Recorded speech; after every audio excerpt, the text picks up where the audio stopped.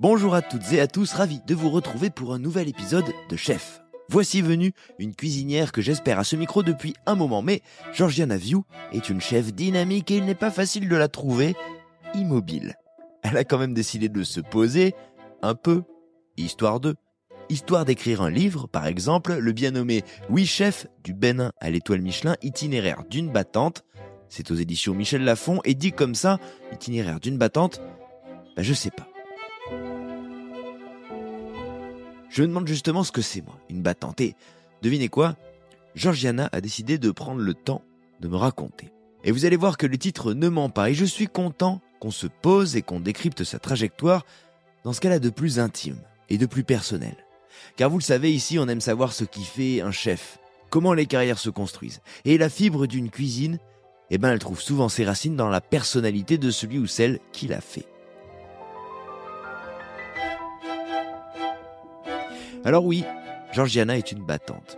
Elle a grandi au Bénin, elle ne manquait de rien, mais rien ne lui a été offert ensuite, et elle a dû surmonter pas mal d'épreuves pour avancer déjà, et pour parvenir un jour à devenir la chef qu'elle est. Car non, elle n'a pas appris la cuisine à 15-16 ans, non pas du tout, elle a démarré sur le tard, elle a été révélée par une émission de télé, Masterchef, un concours de cuisine d'amateurs. Rien de tout ça ne garantit une réussite en cuisine, sauf qu'elle s'est accrochée et qu'aujourd'hui, à Nîmes, elle voit la vie en rouge, du nom de son restaurant, de la couleur du guide aussi, qui lui a confié une étoile, rouge donc, comme la passion qui l'anime et qui lui permet de continuer à voir toujours plus loin. Moi, je suis David Ordonneau, ce podcast, il s'appelle Chef, et là je suis bien heureux de vous faire entendre un récit de vie tout en contraste, ombre et lumière, avec une figure connue du grand public et reconnue aujourd'hui par ses pairs, qui va dire sans filtre ses réussites, mais aussi les obstacles auxquels elle a dû faire face.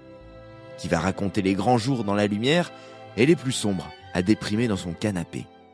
Et c'est aussi là la preuve qu'on peut devenir chef de bien des manières, et qu'on peut partir après, et mettre du temps, et tomber, douter, se relever, et finalement gagner.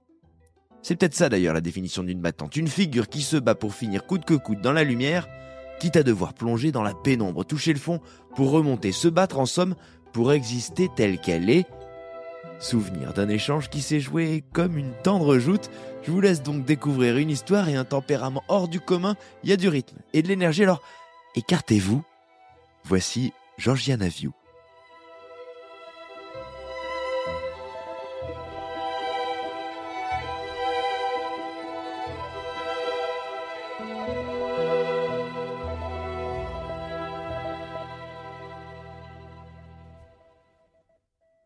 Vous employeriez quel mot pour définir votre cuisine, celle que vous proposez aujourd'hui ? Aujourd'hui, je dirais que je fais une cuisine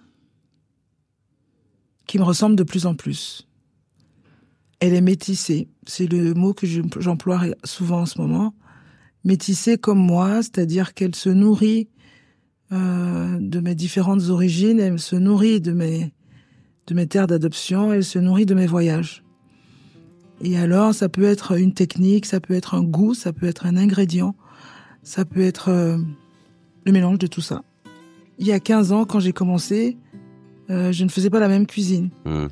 Il y a 5 ans, avant d'arriver à Nîmes, ma cuisine avait évolué et ce n'était pas la même que celle du début et pas celle d'aujourd'hui. C'est ça que je veux parler. Ça s'affine. Est-ce que c'est affiné ? Ça change. Ouais. Moi, je me suis pas affinée avec le temps, je me suis épaissie, donc. Mais bon.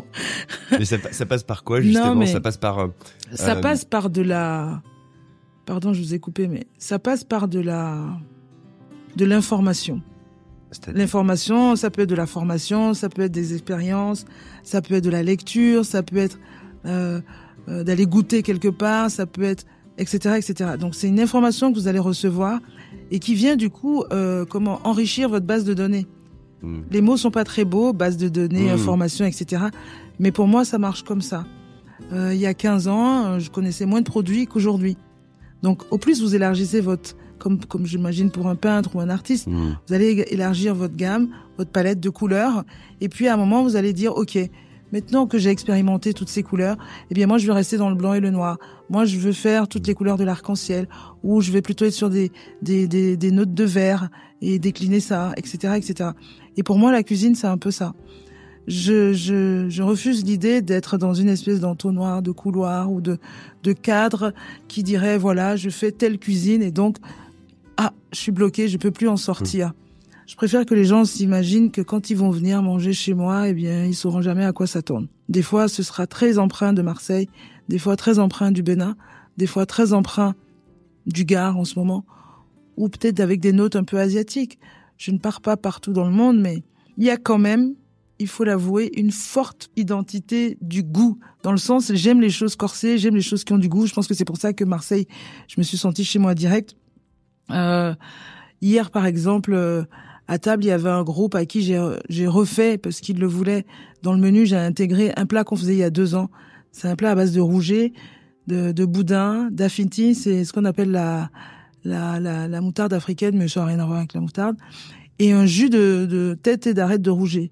Mais le jus, il est très corsé, quoi. Alors tout le monde a trouvé ça bon, et j'ai dit tant mieux, parce qu'ils n'étaient pas tous du Sud. Mais c'est hyper marqué. Mais c'est très marqué, en fait. C'est presque, tu te demandes si c'est salé, il y a le goût de la mer qui est très, très intense, et le goût des tripes et tout, enfin, c'est quelque chose de très puissant. Voilà, moi, les goûts que j'aime, en fait. Mais tout n'est pas comme ça. Attention, dans le menu, il faut quand même un peu de... Le point commun, c'est que je fais attention à ce que les choses aient du goût. Voilà.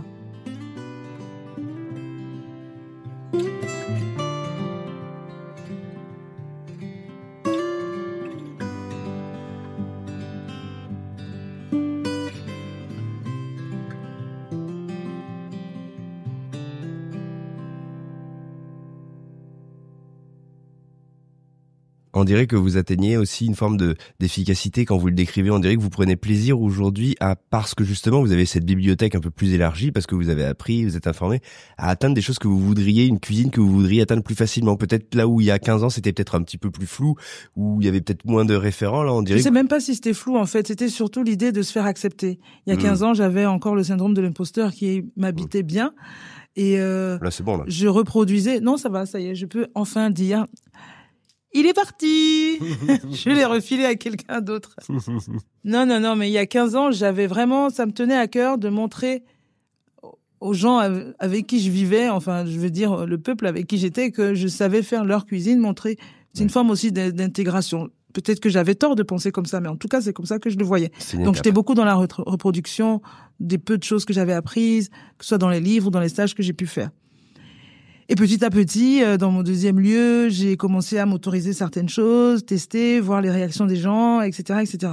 Puis après, il y a eu, voilà, des pauses, des endroits où j'ai travaillé où forcément on me demandait pas mon avis, j'avais un cahier des charges, donc forcément ça met une pause aussi dans votre, je sais pas s'il faut appeler ça processus de création, mais voilà. Et puis j'arrive à Nîmes et là on me redonne carte blanche, donc je refais un peu ce que je sais faire, mais ce que je savais faire au tout début, ce que j'ai fait un peu au milieu. Et puis ça coince un peu par moment. Il y a des gens qui viennent manger en disant oui, c'est pas abouti, d'autres qui viennent manger en disant on n'a pas du tout aimé, d'autres qui disent c'était génial. Donc il faut après faire la synthèse de tout ça, rentrer en soi et puis maintenant dire OK, qu'est-ce que je fais? Et ce que moi j'ai fait, c'est que je me suis débarrassée un peu de tout. Du syndrome de l'imposteur, je me suis débarrassée de plein de choses, je me suis dit voilà, qu'est-ce que moi j'aime? Moi j'aime le produit. Moi j'aime pas les assiettes où il y a 36 000 choses dedans. Et ça tombe bien, je ne sais plus qui c'est qui disait que 3 ingrédients, c'est le maximum dans une assiette. Donc, ça m'a bien arrangé. J'ai essayé de faire ça. Et ça me plaisait bien et ça a bien marché. Donc, pourquoi changer une équipe qui gagne? Si on remonte le fil et qu'on essaie de le reprendre au tout début, aux origines, en l'occurrence, est-ce que vous pouvez nous décrire l'environnement dans lequel vous avez grandi, celui dans lequel se trouvent vos racines, en l'occurrence? Bon, enfin, David, vous n'avez pas lu le livre? Mais je suis là pour que vous le disiez.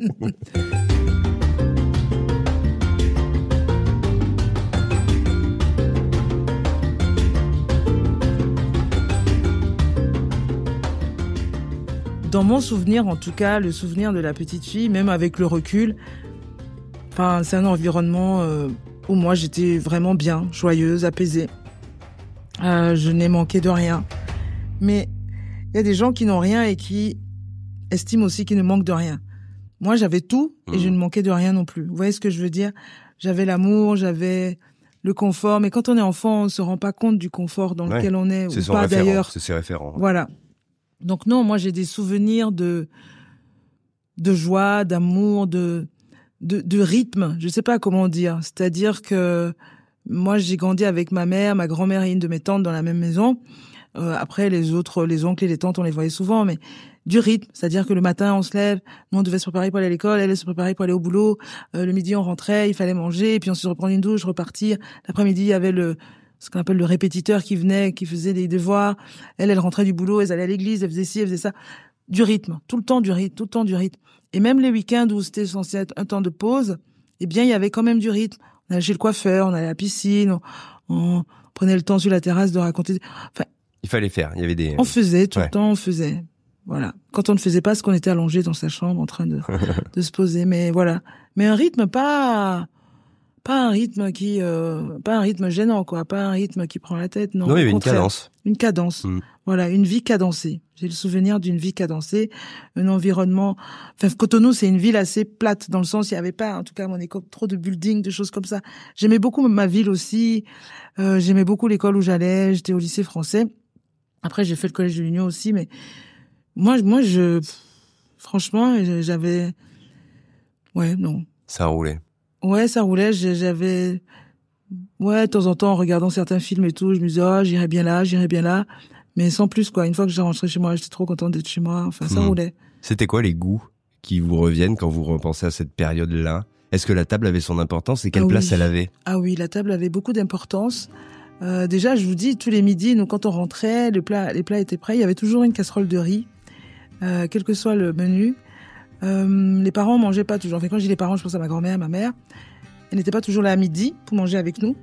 Et des fois, quand on avait le droit d'aller au siège de ma grand-mère, où il y avait aussi un petit coin avec la cuisine, un petit salon, etc.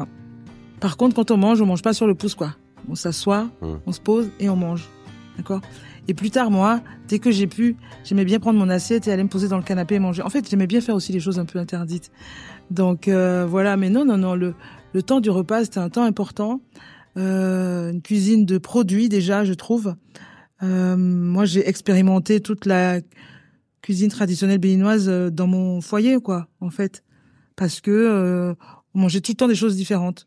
Il y avait des choses qui revenaient, mais on mangeait vraiment plein de plats, les pieds de bœuf, le gombo, le crin-crin, c'est des feuilles de molokia, la sauce de poisson rouge, les crabes, enfin, plein de choses, le menthe, enfin, les ragoûts de feuilles et tout ça.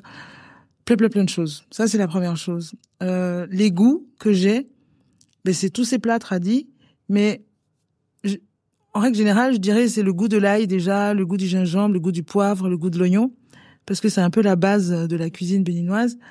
La tomate en sauce, en espèce de rougail, là, le moyou, etc. Donc plutôt des choses de l'ordre du condiment finalement, des choses qui vont venir relever, contraster. Ouais, du condiment ou des fois c'est en soupe. Ouais. Et après il y a tout ce qui est fumé, braisé. Il y a beaucoup ça en fait. Moi, et ça c'est un goût qui fait vraiment partie de moi, quoi. À la base, les gens faisaient ça pour, je pense, conserver, parce que j'imagine que des années en arrière, tout le monde n'avait pas accès à l'électricité. Encore aujourd'hui, tout le monde n'a pas les moyens de se payer un frigo, payer une facture d'électricité. Donc, on fume, on frit, on fait fermenter, on met au sel, etc. Donc, tous ces goûts-là font partie de moi. C'est pas des goûts que moi je découvre aujourd'hui, quoi. Ouais. Il y avait du monde souvent autour de la table, c'était des tablés. En semaine, non. Mais dès qu'il y avait une occasion, ouais. Dès qu'il y avait une occasion, ah ben là, tout le monde débarquait. Ça pouvait être juste se fêter le week-end, sortie de messe, on dit bon allez, on va tous chez grand-maman. Et c'était un peu la maison familiale, quoi, là où moi j'habitais. Donc voilà, un frère de ma mère ou une de ses sœurs qui va débarquer avec ses enfants, et boum, d'un coup la table s'élargissait. Ouais. Mais nous, on était quand même minimum 6 à table de toute façon. Ça fait déjà une bonne petite table. Exactement.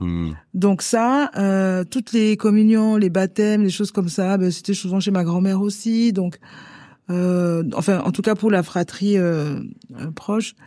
Et ça, c'était vraiment l'occasion d'avoir plein de gens dans la maison. Ouais.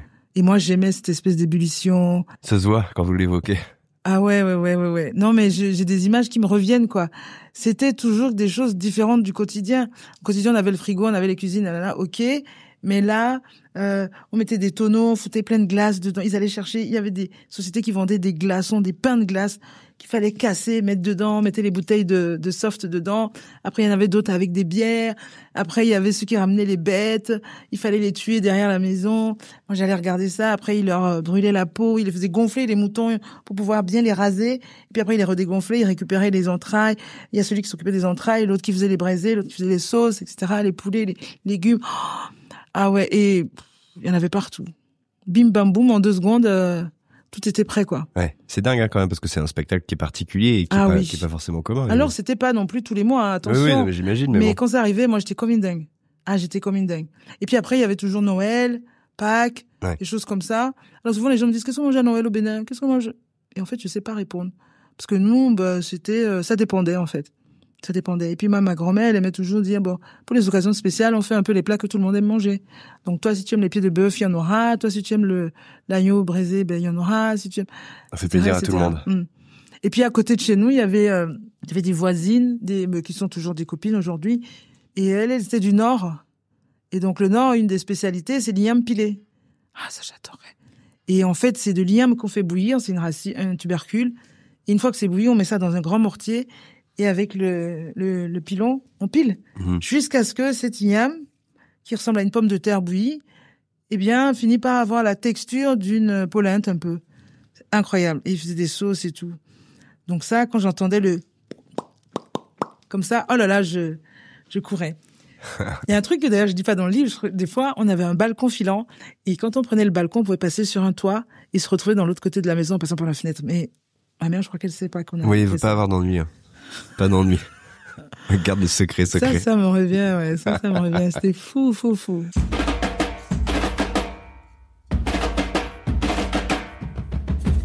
Il y a de la liberté, en tout cas, j'ai l'impression. Il y a beaucoup de joie et de quelque part, liberté dans ce que vous écrivez. C'était cadré, c'était très strict, une éducation stricte et dure, mais en même temps avec une grande liberté. Ouais. Oui, il y avait une confiance dans chacun, faisait pas... Et alors, on n'avait pas, la maison était grande, mais elle était sur 2 niveaux, 1 niveau, 2 niveaux, mais il n'y avait pas de terrain en tant que tel. Mais ma grand-mère, qui avait la main très verte, avait quand même réussi à aménager un petit jardin, quoi. Joli. Donc ça aussi, c'était sympa de déambuler entre les plantes et tout ça. Surtout qu'elle leur parlait. Donc c'était rigolo. Ouais, c'est un petit théâtre. Vous parlez d'un petit théâtre, là, le petit théâtre de votre enfance, mais il y avait pas mal de petites choses à vivre, à faire. Comment vous vous projetiez? Souvent, quand on est à cet âge-là, si on n'y pense pas soi-même, les autres nous le demandent. Qu'est-ce que tu veux faire plus tard? Ou est-ce que vous y pensiez? Là, vous parliez aussi des années d'après, du collège et tout. Comment vous vous projetiez dans votre avenir à cet âge-là où on pense surtout à... Je pensais beaucoup à être première de la classe. Je bavardais beaucoup. Donc, mais bon, ça n'entachait pas trop mes notes. J'ai pas été souvent première, mais je pensais surtout à être première de la classe. Et puis très tôt, je ne sais plus comment, j'ai eu envie de Londres, et puis de fil en aiguille, j'ai rencontré une dame, Carole, qui était déjà traductrice ou interprète. Et puis en parlant, en discutant, je me suis dit, tiens, c'est ça que je veux faire. Et après, ça m'a plus jamais quittée. Donc j'avais quand même une facilité pour les langues. Et donc, j'ai gardé ça en tête. Et une fois que j'ai eu le bac, ma mère, elle a dit, non, mais il faut que tu fasses des relations internationales. Je sais même pas d'où elle a sorti ça. Relations internationales. J'ai dit, mais qu'est-ce que ça veut dire? Donc, pour lui faire plaisir, je me suis inscrite et en droit et en anglais la première année. Mais évidemment, je suis pas allée en cours de droit. Bravo. Et là, c'était quoi, du coup, le programme? Le programme, c'était de faire juste mes cours d'anglais, d'avoir une licence et après de partir, la ligne que vous aviez envie de... Ouais, voilà. Oui, parce que j'avais pas de sous. Et comme elle a pas voulu m'envoyer à l'étranger, j'ai dit, c'est pas grave, qu'à cela ne tienne, je vais pas perdre d'année. Mais j'ai commencé à travailler du coup dans une chocolaterie qui venait d'ouvrir. Et j'ai commencé à mettre un peu d'argent de côté, mais bon, j'ai jamais su faire ça. Donc, dès que je récupère le salaire, j'en bouffais la moitié. Je me disais, bon, le mois prochain, je vais en mettre un peu plus de côté. Bref, j'ai quand même dû me faire aider pour partir, quoi. Voilà. Non, mais il faut dire ce qui est. C'est drôle. Mais finalement, vous êtes parti. Et finalement, je suis partie. Mais comment ça a été pris? Parce que c'est toujours un truc. Ma mère était pas contente. Ah bah ouais.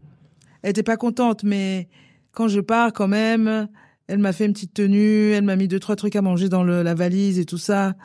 Je me rappelle être allée voir son mec de l'époque, là, à son cabinet, qui m'a dit, mais tu te rends compte ce que tu fais à ta mère et tout. Je dis, bah oui, mais non, mais je vais vivre ma vie. Et elle, je lui ai dit, mais tu sais, tout va bien se passer, je vais pas me droguer, je vais pas attraper toutes les tares des blancs, quoi. Non, mais parce qu'elle se disait, mais elle, je pense que ma mère devait déjà, je lui ai pas posé la question, mais je pense qu'elle devait ressentir déjà le fait que j'avais cette soif de liberté, ou en tout cas, cette D'aller liberté voir loin, m'habitait déjà, et que Ouais. j'avais pas je ne me mettais pas de frein, quoi, pour faire les choses. Et que donc, sortie du cadre familial ou même du cadre, Ouais, c'est pas très rassurant, on peut se dire, oulala. ben oui, on se dit, mais ma mère, c'était ça, sa hantise, c'est que je me perde dans tous les vices ou toutes les choses qui vont me tenter, que je ne sache pas faire la part des choses. Comment vous l'avez vécu, vous, le départ? Parce que là, on se parle surtout des autres et de la manière dont ils peuvent l'appréhender, de la crainte. Moi, je savais pas à quoi m'attendre, à part ce que j'avais vu dans les films. Et en plus, les films que j'avais vus, c'était des années enfin, c'était des films qui s'est déroulé dans une période qui était pas celle où j'étais. Ouais, Donc en même temps, voilà. Non, je savais vraiment pas à quoi m'attendre. Mais quand vous arrivez, ça vous fait quelle impression? Enfin, quel est l'environnement? Déjà, j'ai froid. Parce que tant que t'es dans l'aéroport, ça va. Mmh. Mais en fait, quand on m'a récupéré en voiture, et quand je sors, j'ouvre la fenêtre et waouh, et je la referme. Il faisait froid, c'était en septembre, mais je trouvais qu'il faisait atrocement froid. Et puis, je trouvais le paysage, c'est les routes et tout ça, c'était assez rigolo. C'est pas comme chez nous. Ouais. Et on s'habitue vite après, hein. Mais c'était très bizarre. Et puis, il faut savoir qu'il y avait il y a des Ivoiriens qui avaient déjà fait des chansons sur des trucs, donc genre, notamment sur quelqu'un qui prenait l'escalator et qui savait pas comment s'y prendre et tout. Donc, il y avait 2-3 trucs comme ça où je me disais, fais gaffe quand tu vas y aller. Voilà. Et après, c'était aussi des espèces de tics de langage. Tu vois, on dit une paille.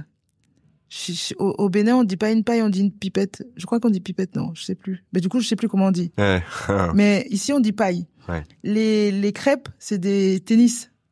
Ah, drôle. Ouais, quand on dit des crêpes, ça peut être la crêpe qu'on veut manger, mais les crêpes, souvent, ça désigne des chaussures D'accord. plates, là, un peu genre Ben Simon, là. Ouais. Voilà, ça, c'est des crêpes.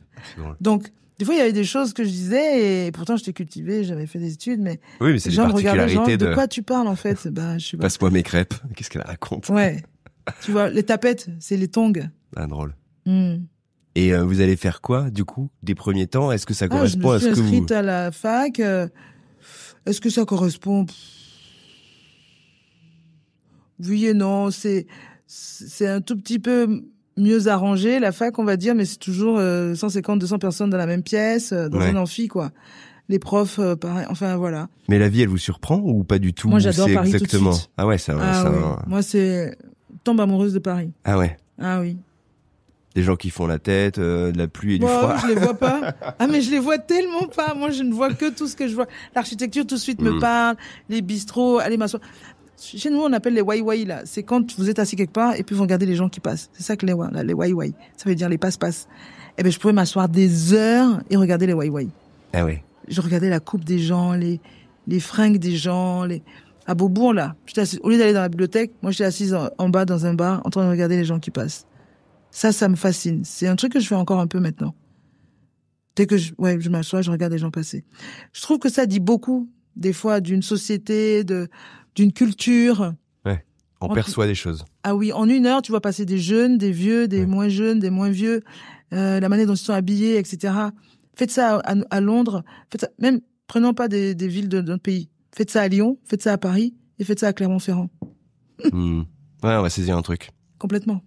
Comment ça va s'écrire après, du coup? Parce que vous n'avez pas passé des années à regarder les wai-wai. Non, je vais pas passer des années à regarder les wai-wai. Ben, très vite, je suis inscrite, très vite, je me fais des copines, très vite, je me heurte un peu aussi à des gens qui sont là. Bon, moi, j'avais pas mal de cheveux avant, et puis un jour, je décide de les couper.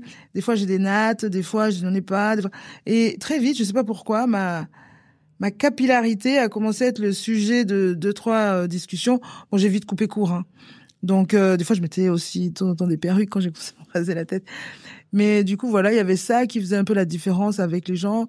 Après, moi, je me suis sentie très vite aussi isolée parce qu'en réalité, je suis arrivée, je me suis réinscrite en troisième année. Les autres, ils avaient fait première, deuxième année, troisième année, là. Ils avaient fait Erasmus, ils avaient fait des choses. Donc, leur niveau était tellement haut par rapport au mien et je me suis sentie moins bonne, quoi, alors que moi j'étais toujours dans les bons avant. Donc il y a tout ça avec lequel je devais me battre. Et l'idée c'était quoi, de rattraper ce retard ou il y a eu un truc mais de vous dire... complètement. Ah non, de rattraper le retard. Et j'ai eu la chance de rencontrer 2 jeunes femmes et un jeune homme incroyables dans ma promo et qui venait à la maison et avec qui je bossais pas mal. Mais le souci, c'est que en même temps, j'avais cette histoire d'amour avec le père de mon fils aîné, qui ça marchait pas bien. Voilà, et lui, il était en Allemagne, il était à Dortmund.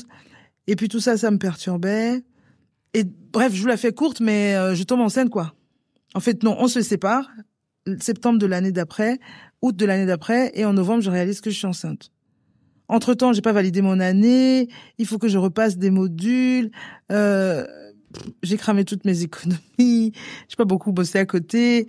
L'inscription, c'était compliqué. Enfin bon, bref. Donc, je me retrouve dans une situation très vite. C'est la dégringolade, quoi. Et c'est ça le souci aussi dans les pays occidentaux, je pense, c'est que dès que tu n'as plus de rentrée financière, si tu ne fais pas attention, tout tombe. Alors, si déjà les rentrées n'étaient pas énormes, alors là, ça tombe encore plus vite. Tu peux très vite te retrouver en déchéance, quoi.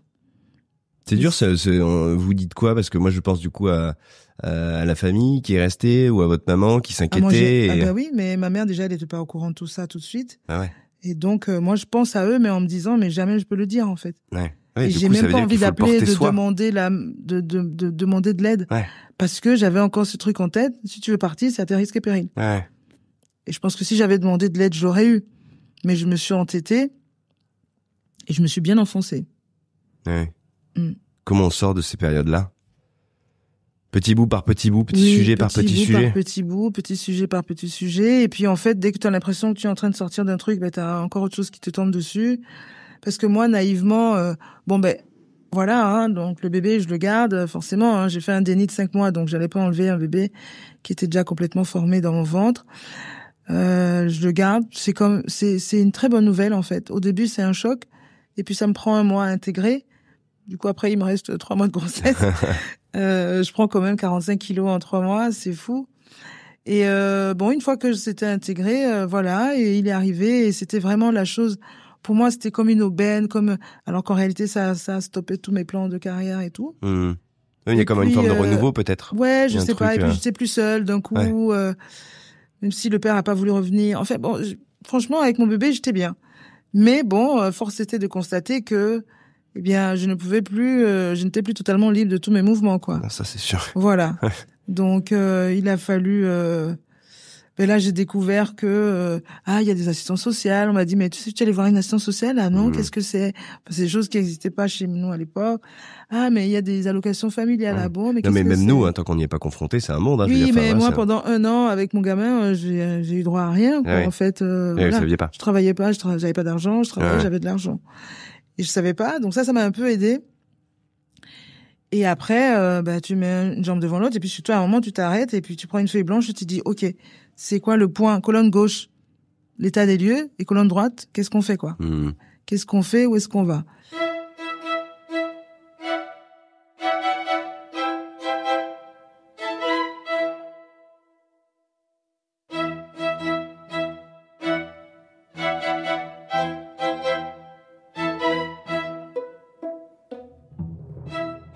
Eh ben, est-ce qu'on retourne à la fac?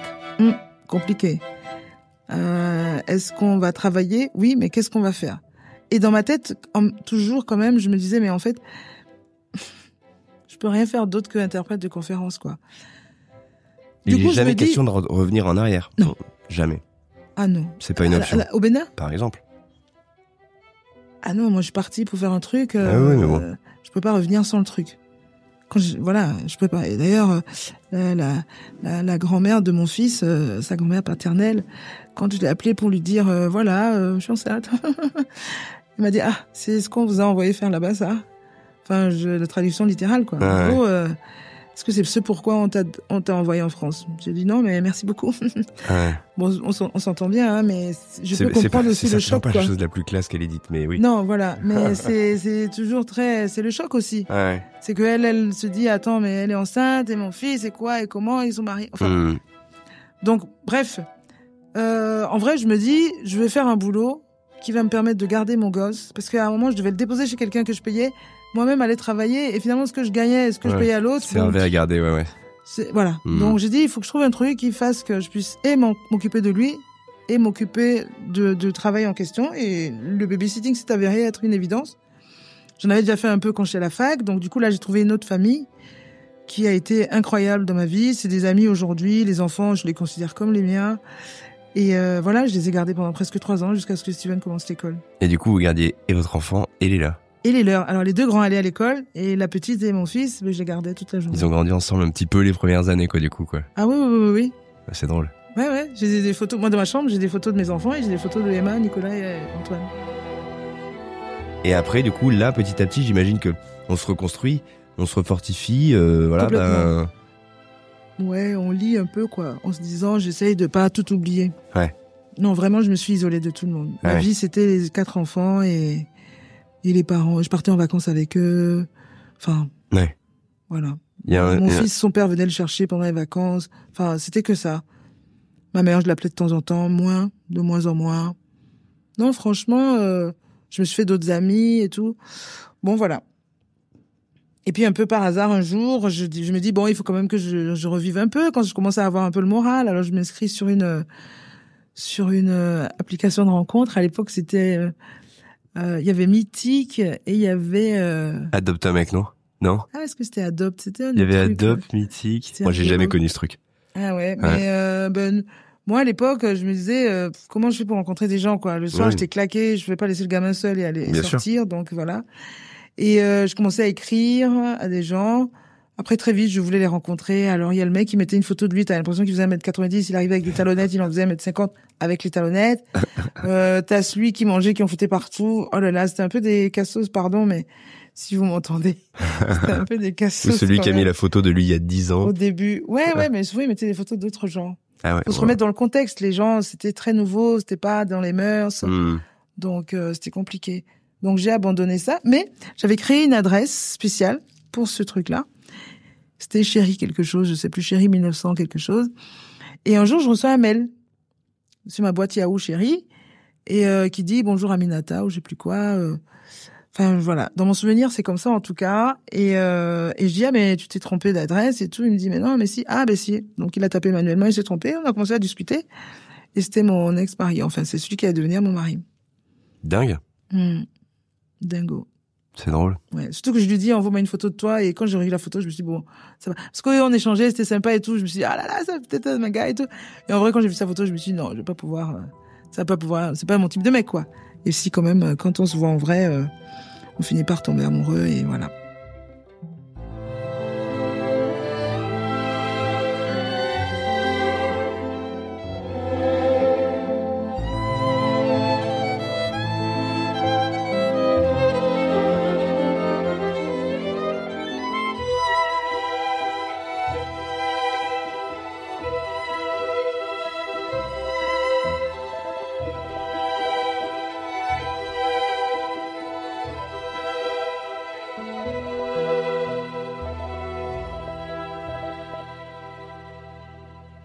Comment on sort de ce moment où, mine de rien, il y a une forme de cadre qui s'est reposé avec cette famille, ses enfants, ce métier? Comment vous allez justement sortir de ce moment-là de vie où vous êtes un petit peu, restabilisé, mine de rien? Vous avez un petit peu... je suis restabilisée, mais je suis pas dans ce que je veux faire, quoi. Je suis pas à ma place, en fait. Donc, dans ma tête, ça va pas. Du coup, en fait, ce qu'il m'offre, Patrick, c'est de reprendre ma vie en main, entre guillemets. Donc, Steven a déjà commencé l'école, on déménage à Marseille. Je suis arrivée avec mon caractère vif. Et en fait, Marseille, ça va être la révélation, quoi. Marseille, je vais tomber amoureuse de Marseille, je vais me sentir tellement chez moi. Tout de suite. Ouais. De toute façon, Marseille... Ah, je suis à l'aise, quoi. Ah, mais tout de suite, je suis à l'aise. En 2 secondes. Plus à l'aise que Pat qui habitait là depuis quelques années. Au bout de 15 jours, j'avais plein d'amis. On a l'impression que je les connaissais depuis 50 ans. Enfin, au bout d'un mois, j'en avais 300. Enfin, bref, j'exagère un peu, forcément. Mais non, Marseille, vraiment. Qu'est-ce qui vous plaît? Qu'est-ce qui vous parle tout de suite? Marseille, c'est une ville... L'air marin. C'est comme Cotonou. Ah ouais. Il y a la mer dans la ville. Ouais. Donc, même si tu vas pas à la mer tous les jours, il y a un truc dans l'air qui fait que j'ai l'impression d'être à la maison. Il y a ça. Il y a la lumière. Mais vraiment, avant d'arriver à Marseille, je savais pas ce que c'était la lumière. Quand on descend juste à Saint-Charles, quand on arrive à la gare. Là. Alors, ce qui est très marrant, c'est que moi, je descends à Saint-Charles, je pensais que j'allais entendre des cigales et qu'il y aurait une odeur de lavande. Donc, j'avais cette petite musique un peu pagnolesque dans la tête. Et puis dès que j'ai commencé à descendre les marches, vous savez quand un disque se raye là, ça a fait. Et là j'entendais ouais, les chouchous, les machins. Et c'est là wow. Et j'avais les odeurs de caniveau et tout, de kebab, c'est pas mauvais. Mais là d'un coup je me suis dit d'accord, c'est pas la lavande, il y a pas de champ, j'ai bien regardé à gauche à droite. Mais il y a une belle lumière. Je me revois faire ça et ça ouais. Au-dessus des marches de Saint-Charles et me dire OK, c'est ça alors.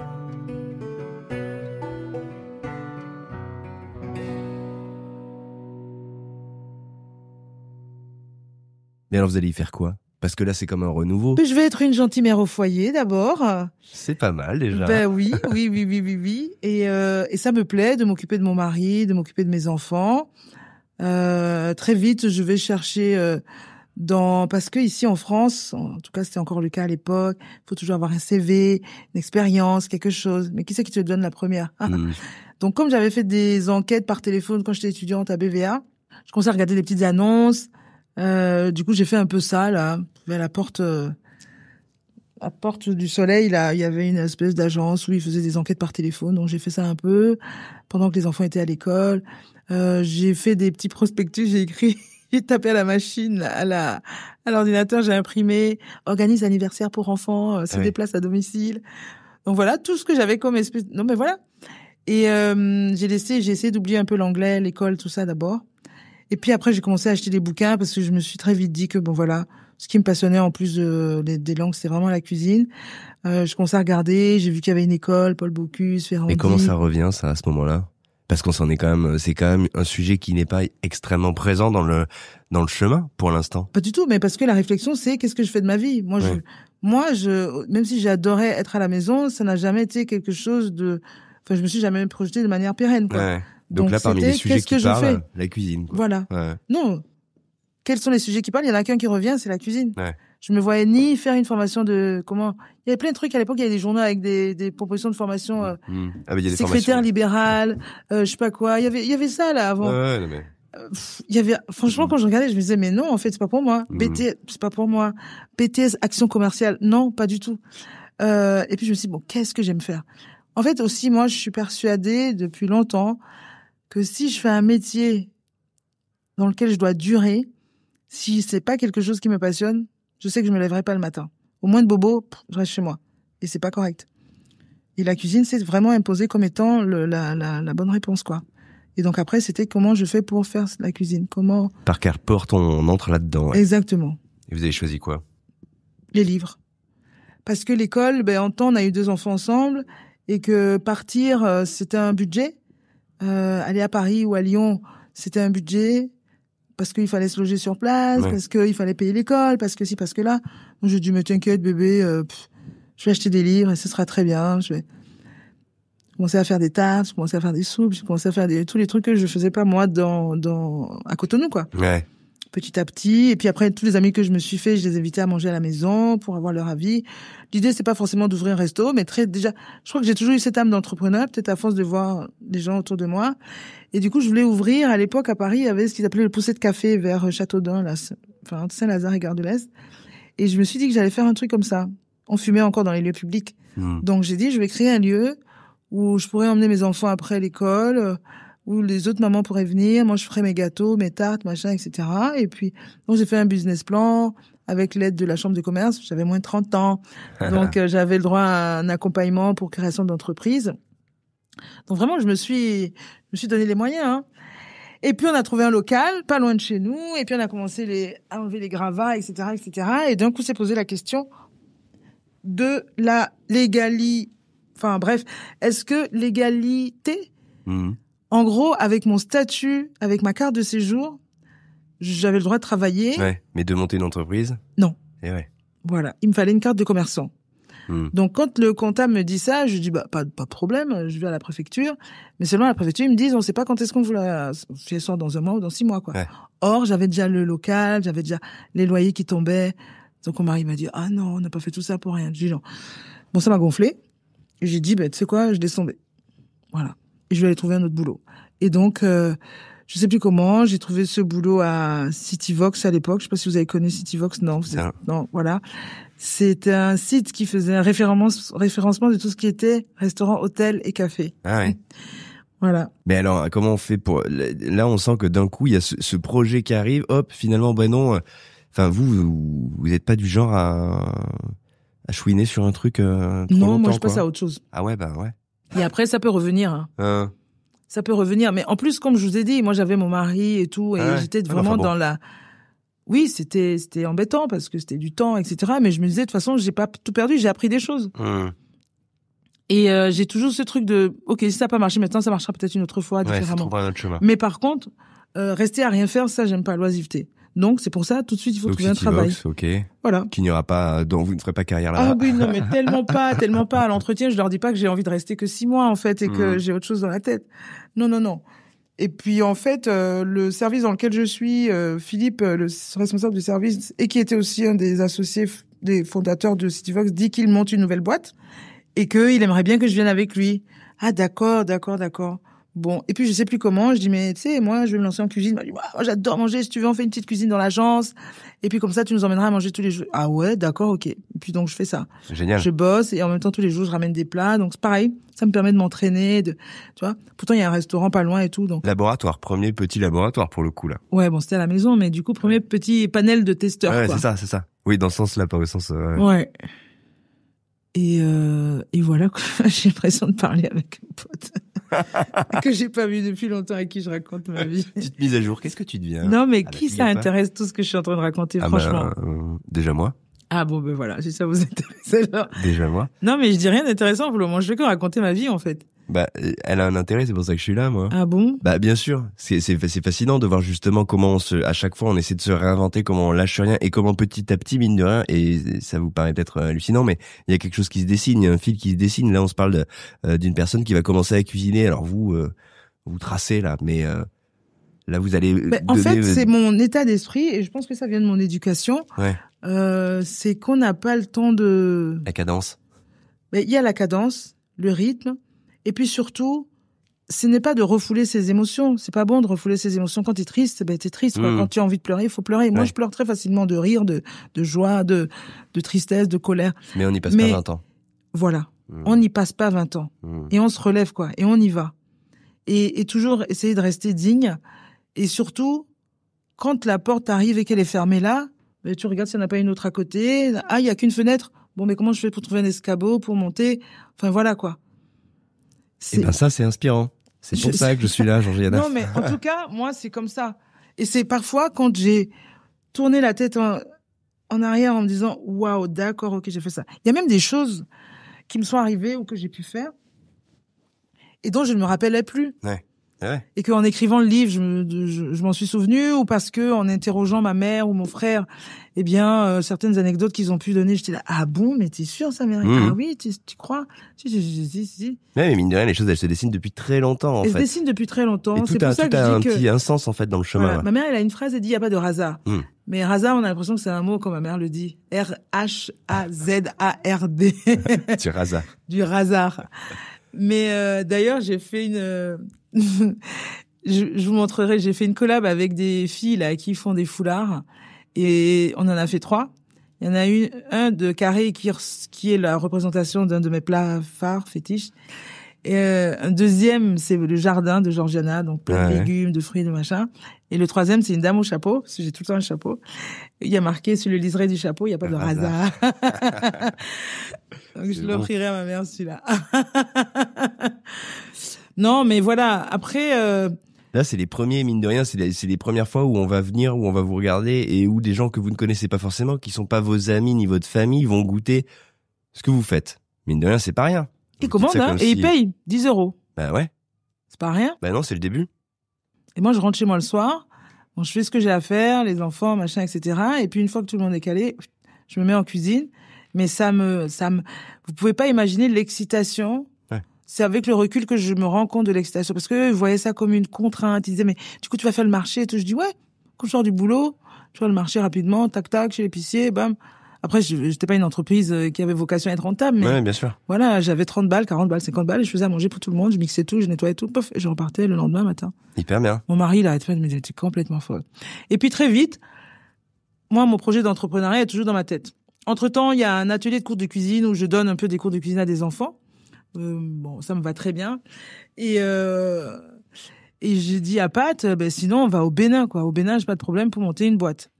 Donc, à l'époque, j'ai un copain là-bas qui a une boîte de com. L'endroit le plus sympa où moi je suis allée manger en dehors des bistrots et des brasseries parisiennes, à Marseille, c'était genre...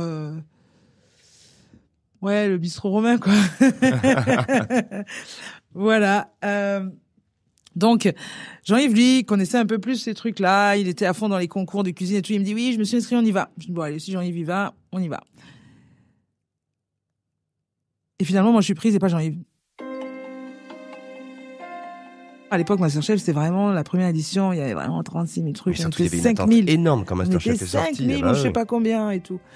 Donc, je suis prise sur malentendu. Je rentre, je dis à mon mari, je suis prise. Et en plus, il y a la caméra derrière qui veut filmer. Non, moi, me filme pas et tout. D'accord, donc, ok. Donc, voilà, ça va un peu vite, ça me dépasse un peu. Mais parce que pour que les gens se resituent, au cas où les gens l'aient oublié, MasterChef, à la différence de Top Chef, c'est un des premiers concours de cuisine amateur.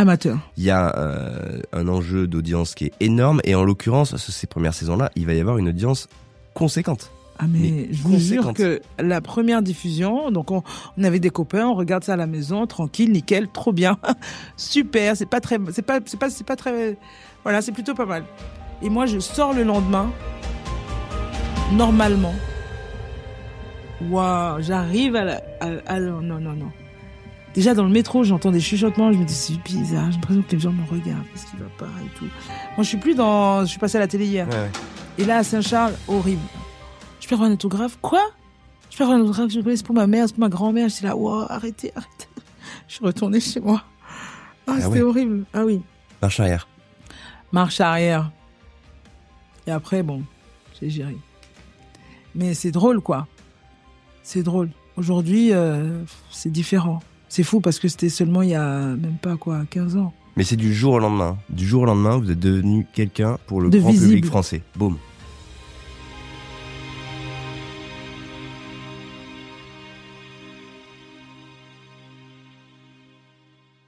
Du coup, voilà. Mais si je devais prendre 1 euro, allez, même 50 centimes à chaque fois que quelqu'un me reconnaissait par rapport à cette émission, j'aurais arrêté de travailler depuis longtemps. Vraiment, je n'exagère pas. Mais c'est un sacré tremplin. C'est immense tremplin. Eh ben oui et non, figurez-vous. En fait, c'est un tremplin quand vous savez quoi en faire. Moi, déjà, j'ai même pas cherché à savoir ce que je pouvais en faire. Je ne voulais rien en faire. Pour moi, j'avais fait l'émission et c'était fini. Alors, est-ce que ça a été une erreur ou pas? Je pourrais pas le dire aujourd'hui.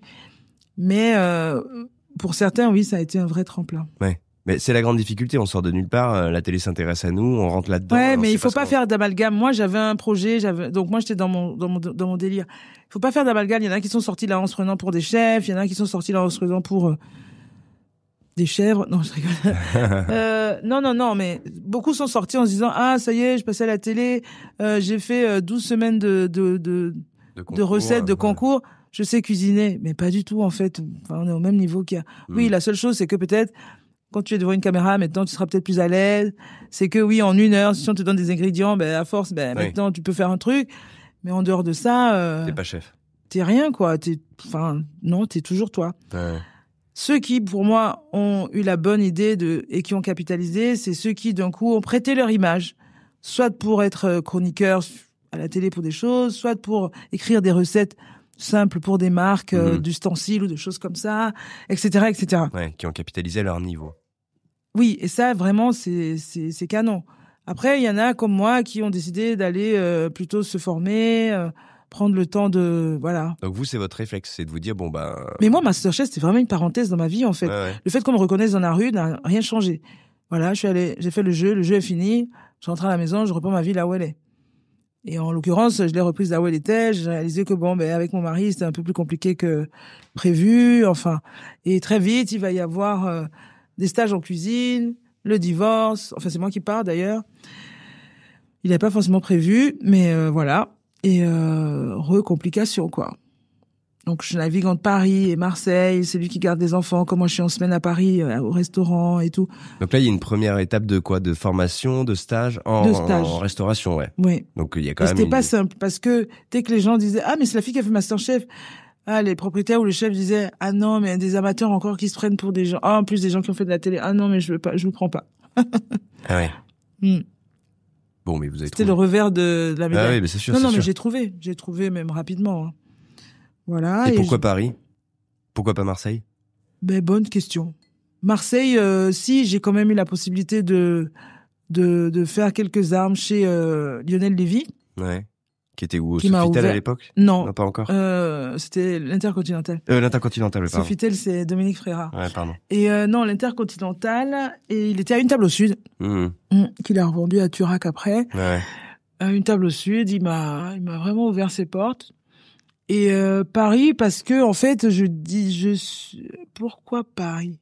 Parce qu'un jour, je discute avec Yves Cordebord, et je lui dis franchement, qui était juré à Masterchef. Voilà, et je lui dis, écoute, j'aimerais bien faire, parce qu'il y en a 2-3 là, comme je disais, qui étaient dans leur truc de formation, machin, là, qui m'ont dit, mais il faut absolument, si tu peux faire des formations, que tu passes par une vraie cuisine, voir comment ça marche, machin, etc.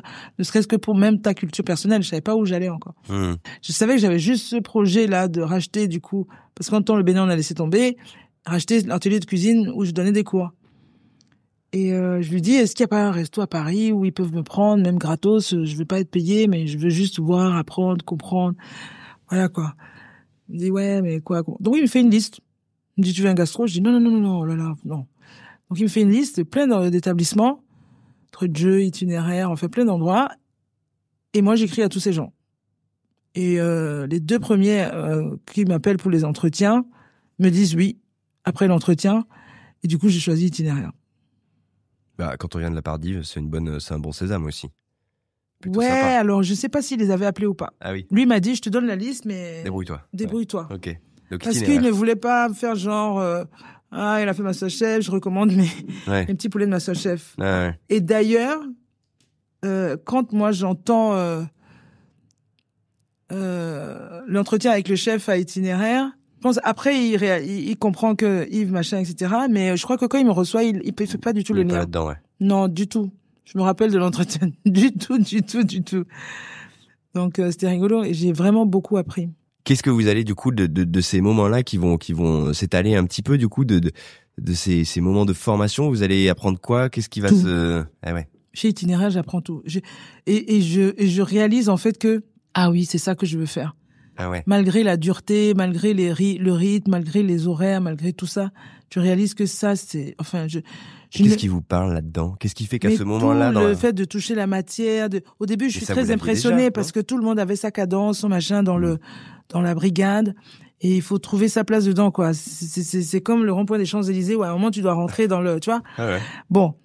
Mais oui, je cuisinais déjà, etc. Mais c'est la première fois que je me retrouvais dans une brigade. Ouais.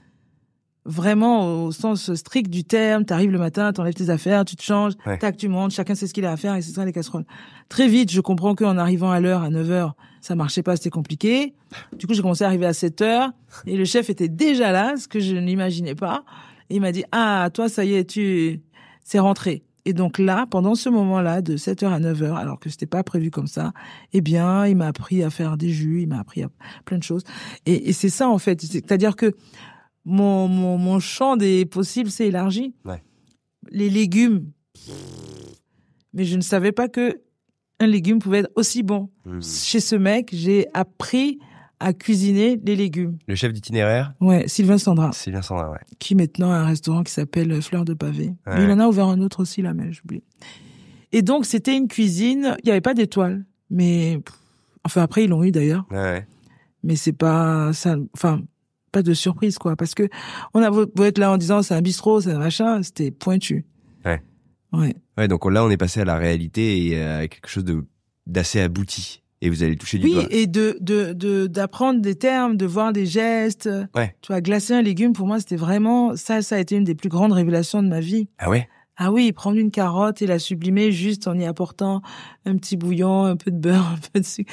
Enfin, génial. Prendre une feuille d'épinard et juste la faire suer, la laisser tomber comme ça. Les assiettes de Sylvain, Sandra, elles étaient très poétiques, je trouve. Tu vois, et c'est quelque chose qui m'a touchée. C'est pas peut-être le genre d'assiette que je fais moi, ouais. Mais en tout cas, c'est une cuisine qui m'a touchée. Et les goûts, ce que je vous disais, les goûts étaient francs. Un simple poulet rôti, c'était franc. Un navet, je pensais même pas aimer un navet. Incroyable. Il y a beaucoup de choses qui se dessinent, la mine de rien. Ah oui. Dans la précision. Et en vrai, je me dis, je peux pas partir au bout de 3 mois, en fait. Faut que je reste ici, faut que j'apprenne parce que je peux pas tout retenir. Et ce qui va se passer, c'est que le chef, il part au Japon pendant 15 jours. Et en fait, c'est la débandade avec l'équipe. Il y en a qui me cassait déjà un peu du sucre sur la tête. Et à un moment, je me suis énervée. Je leur ai dit, mais vous savez quoi, je suis pas une gamine, je suis plus âgée que vous tous ici. Moi, je suis en reconversion, je suis pas en compétition avec vous. Enfin bref, ça m'a gonflé. Et un jour, je suis arrivée, je fais ma mise en place, j'ai laissé des petits mots à tout le monde et je suis partie.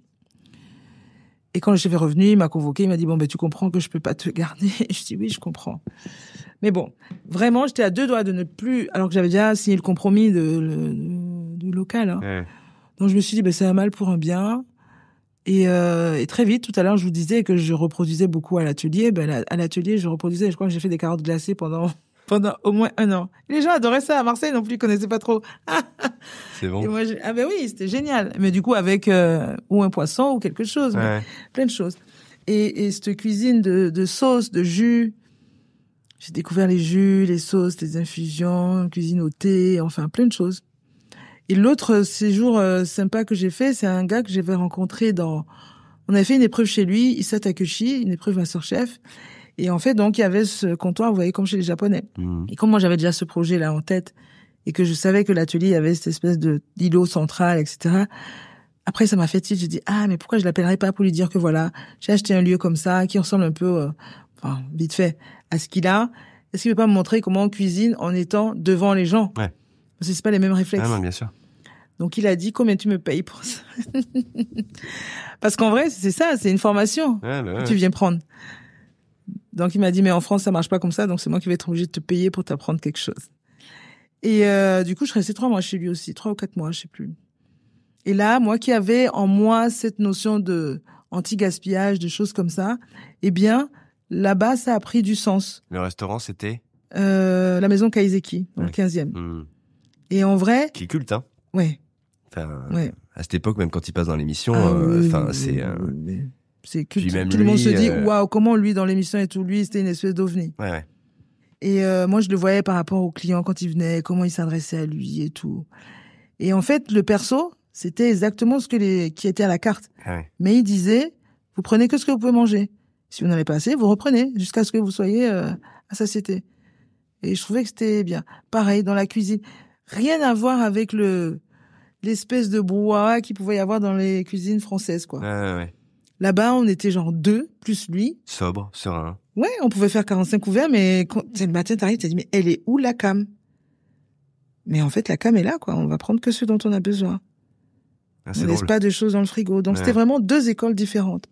Il y avait 4 petits feux. Alors après, il y a beaucoup de choses crues, mais bien sûr. Voilà. Mais l'agneau, on le faisait griller sur la pierre chaude. Et pareil, gros travail sur les bouillons, les soupes. Enfin, voilà, j'ai fait des sushis, mais je serai jamais maître sushi. Mais je me suis débrouillée un peu, entre autres choses. Mais c'est des formations, mine de rien, entre guillemets, c'est 2, qui sont très J'ai été bien inspirée. Après. Ah ouais. J'ai été vachement bien inspirée, surtout que c'était très court. Donc c'est là où je dis merci mon Dieu aussi, parce que mon cerveau, il était encore très frais et je pense que j'ai emmagasiné beaucoup de choses. Ouais. Après, de toutes les façons... Non, mais il y a aussi un truc de reconversion. Quand on est en reconversion à cet âge et qu'on doit faire, c'est apprendre... possible, c'est ce que j'allais dire. De toutes les façons, j'avais pas d'autre choix que que d'être focus et de prendre un max. J'avais pas le temps, j'avais pas l'âge, j'avais pas... Les enfants, les trucs, on a autre chose à gérer. Par contre, j'avais 15 ans et que j'avais 20 ans devant moi. Exactement. Donc, voilà. Mais... C'est ce qui m'a aussi donné envie de faire ces formations-là, c'est que je vous disais, j'ai côtoyé un peu Lionel Lévy et très vite, lui m'a laissé dans un truc qui s'appelait la Villa Carriessa. C'était une villa au bord de l'eau à Martigues, c'est pour ça que je prenais le bus d'ailleurs. Et là-bas, j'étais genre la chef de cuisine entre guillemets. J'avais 2 personnes avec moi et les gens venaient manger. Il y avait les gens du Lions, du Rotary, de ci, de là, mais c'était toujours sur c'était programmé, quoi. On savait qu'on avait 10 personnes là, 15 personnes là. On faisait vraiment une cuisine, familiale. Mais dans un cadre pro. Là-bas, j'ai appris la marche en avant. Quand les produits arrivent, il faut aller au cul du camion, mettre le thermomètre. Je crois que des restaurants le font pas. Après, on rentrait tout dans l'économat. Il y avait un frigo fromage, un frigo viande, un frigo poisson. Enfin, bon, c'était vraiment la cuisine idéale. Mais pour faire 10 couverts, 15 couverts, machin. Et en vrai, très vite, je me suis rendu compte que j'étais trop à la ramasse, quoi. Des fois, les clients, ils demandaient des choses, on me demandait de faire des menus. Moi, je faisais des menus comme à la maison. Il me disait, mais non, mais il faut d'autres choses. Donc, j'allais regarder dans mes livres. Je me rappelle, j'avais les livres de Régis Marcon, des choses comme ça. Et je me disais, oh là là, c'est trop compliqué, je comprends rien. Et c'est là où je me suis dit, mais quand même, il faut que il faut que j'aille travailler tout ça. ça, ouais. Parce que moi, je peux pas être chef d'un truc alors que moi-même, j'ai pas... Et c'est comme ça que j'ai atterri à Paris. Et les grands chapitres qui vont écrire la suite, parce que là, vous allez découvrir, vous allez engranger, vous allez, mine de rien, façonner un petit peu ce qui va vous définir plus tard. Vous allez exister à partir de quand en votre nom? Dès que j'ouvre l'atelier, j'existe en mon nom. Ah ouais. L'atelier de Georgiana. Pourquoi tu dis Georgiana d'ailleurs? L'atelier de Georgiana. Je sais pas, c'est un peu américain, c'est pas mal. Ouais, c'est bien. Georgiana. Non, l'atelier de Georgiana, j'existe avec mon nom tout de suite parce que tout le monde croit que j'ai réfléchi à un concept, mais pas du tout. Je prends l'atelier comme il est. Ouais. La seule chose, c'est que je garde les prestataires pour faire les cours de cuisine et de pâtisserie et que moi, je me focalise sur le midi. Pas du tout le droit de faire ça dans mon bail, mais je dis que c'est des masterclass. Parce que je suis en face des gens, je dis c'est des cours magistraux. Les gens viennent, ils sont assis. Je me dis si jamais il y a quelqu'un qui rentre qui me fait un contrôle, je dis ah ben non, attendez. Regardez. Ils sont tous autour de la table. On est en cours. Et on est en cours, quoi. Moi, je suis en train de cuisiner et puis après, ils goûtent. Bon, bref, laisse tomber. Et j'ai eu un client, puis 2, puis 3.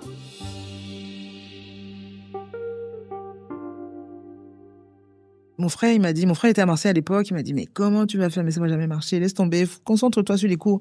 Cette plage-là, garde-la pour faire autre chose et tout. Bon, on était déjà divorcés avec mon mari, plus il y avait 1 semaine sur 2 les enfants, plus 1 semaine que 2 quand même, tu vois. Donc du coup, lui me disait, mais tu prends jamais le temps pour les enfants, etc. Je dis, bon, tu comprends rien.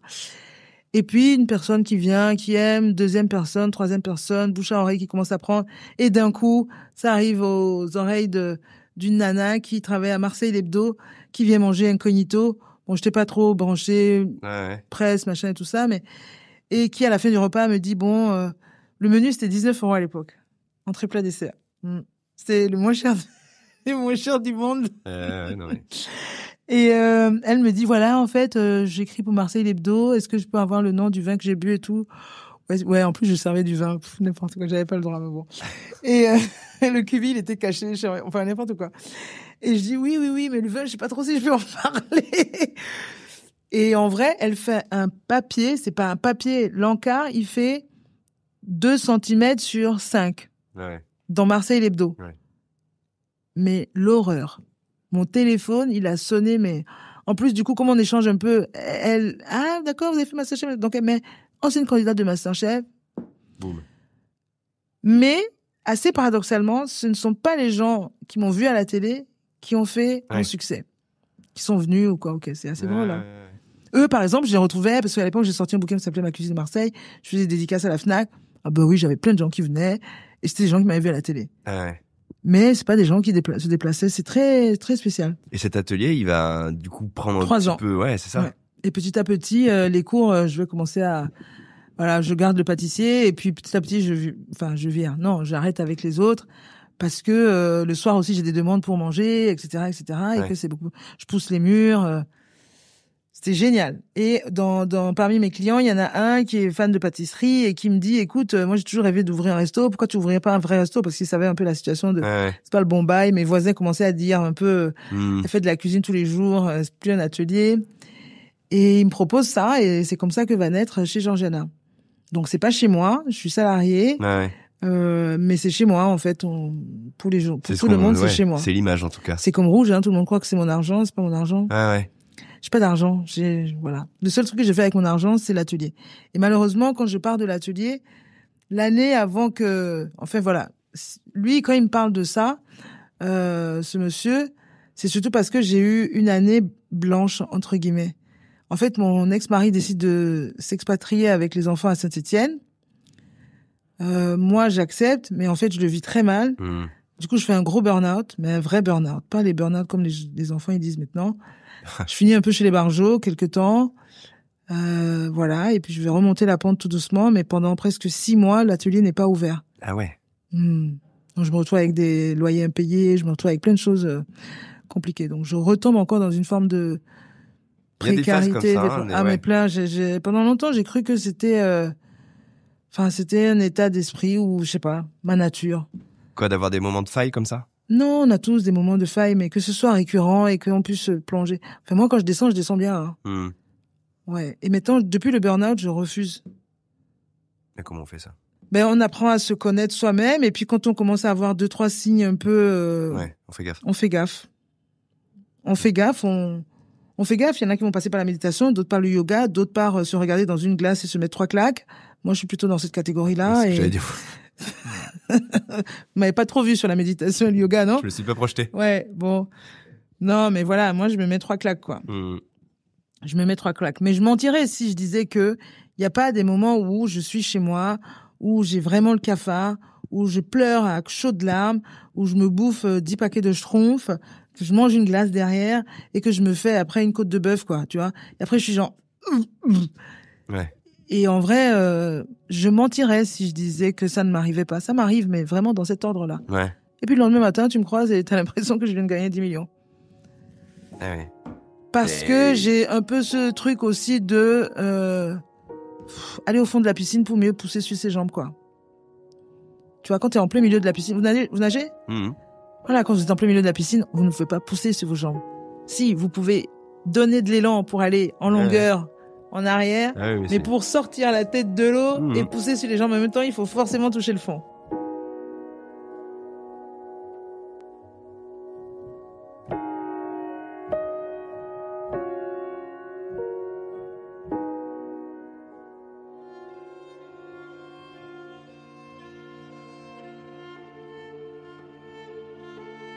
Comment elle se termine, l'époque Marseille, d'ailleurs? L'époque Marseille, elle se termine que avec l'autre, on se prend la tête, il ferme le restaurant du jour au lendemain, il me traîne devant la police judiciaire pour vol, voilà, faut dire les choses.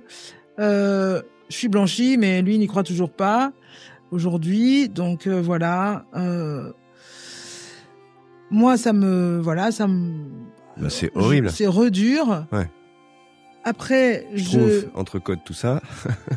Ouais, Schtroumpf, entrecôte. Même pas la force de manger l'entrecôte. Je me suis arrêtée au Schtroumpf, quoi. Et non, mais voilà, il y avait des clients de chez Georgiana qui me disent mais un en particulier, c'est l'agent de Florent Manodou. Donc Jean-François Salessi me dit, écoute, avec Flo et un autre ami, on a repris un truc mythique sur le Vieux-Port qui s'appelle le Cristal. On va le changer, on va faire une brasserie. Bah, vu que t'as rien à faire, t'as qu'à venir nous aider à ouvrir parce que le chef qu'on avait pris, machin, ah ouais, mais moi je veux plus de salarié, je veux pas être associé, je veux plus rien de tout ça. Non, mais t'as qu'à être consultante. Ok. Mais comme j'ai pas fait les choses à moitié, évidemment, je suis allée me poser en cuisine et j'ai bossé 7 jours sur 7 pendant presque 2 ans. Donc je les ai aidés à ouvrir, le resto, on a formé les équipes, on a mis en place un peu le truc, quoi.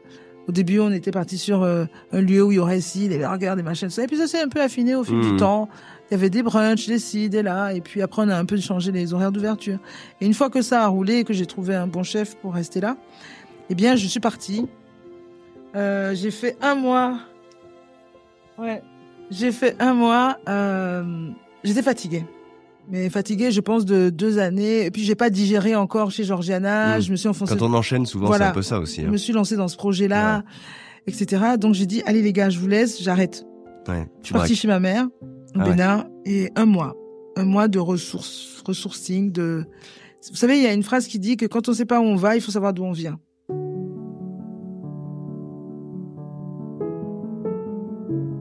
Je savais plus où j'allais. Retour je me suis dit, retour au bercail. Ouais. 1 mois plein. Et les enfants, je les ai d'ailleurs fait venir à Noël à ce moment-là là-bas, donc c'était la bonne occasion. Et du coup, ça m'a fait du bien. Vous savez, vous arrivez, moi, ma mère, on se parle pas beaucoup, mais il y a des choses qui passent.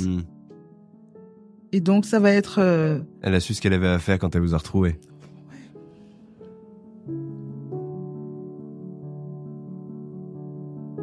Et vraiment, je pense que j'étais morte. Je pense que j'étais éteinte, en tout cas.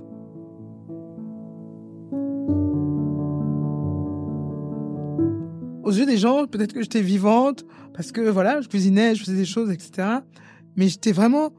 Je crois que le jour où je suis arrivée au Bénin, j'ai pensé, je serais venue 2 jours après. Enfin, je serais jamais venue, quoi. J'étais vraiment... Entre-temps, mon père était décédé. Enfin, c'est beaucoup de choses, en fait, que j'ai juste pris comme ça, comme si on m'avait dit tiens Jean-Pierre Foucault sort une nouvelle émission. Ben voilà, moi j'ai tout pris comme ça. Ouais. Et donc à un moment mon corps il a dit mais wow. Et j'ai quand même toujours ce petit truc de lucidité quoi et d'inspiration où d'un coup j'ai surtout la bonne idée. Heureusement j'ai pas eu que des mauvaises idées. Et donc ma mère elle m'a c'est comme si j'étais née une deuxième fois en fait. C'est comme si elle m'avait remis au monde. Mais sans que j'arrive en disant je suis fatiguée, il faut que tu me boostes, quelque chose en fait. Je suis restée chez elle. Alors qu'en général quand je vais au Bénin, je reste pas beaucoup chez ma mère. Je vais la voir un jour et puis après je fais mes trucs. Et là je suis restée là, j'ai mangé sa nourriture, Reset. Ouais, complet.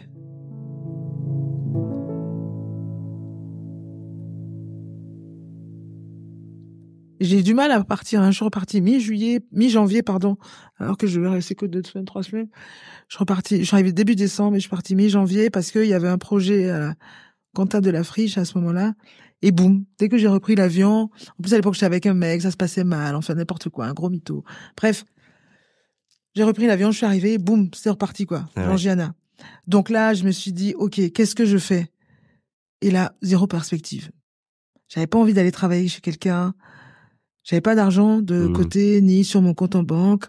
Enfin, et je me dis, oh là là là là là là là, les enfants sont loin, ils viennent que tous les 2 mois. Donc, là, j'ai acheté la fabrique de Schtroumpf. J'ai pris toutes les parts, j'ai acheté toutes les parts de chez Häagen-Dazs aussi. Et je me suis enfermée chez moi. Mais je vous ai dit, à Marseille, je me suis fait pas mal de copains et tout, et des gens très sérieux pour certains, avec des vrais boulots sérieux et tout ça. Donc, forcément, ils prennent des nouvelles. Et ceux qui étaient très proches de moi, j'ai dit non mais ça va pas, je suis complètement déprimée, je suis en dépression. Mais non, je suis même allée voir un psy qui m'a dit désolé, vous n'êtes pas en dépression, vous êtes peut-être pas en forme, mais vous n'êtes pas en dépression. Donc même la dépression ne voulait pas de moi.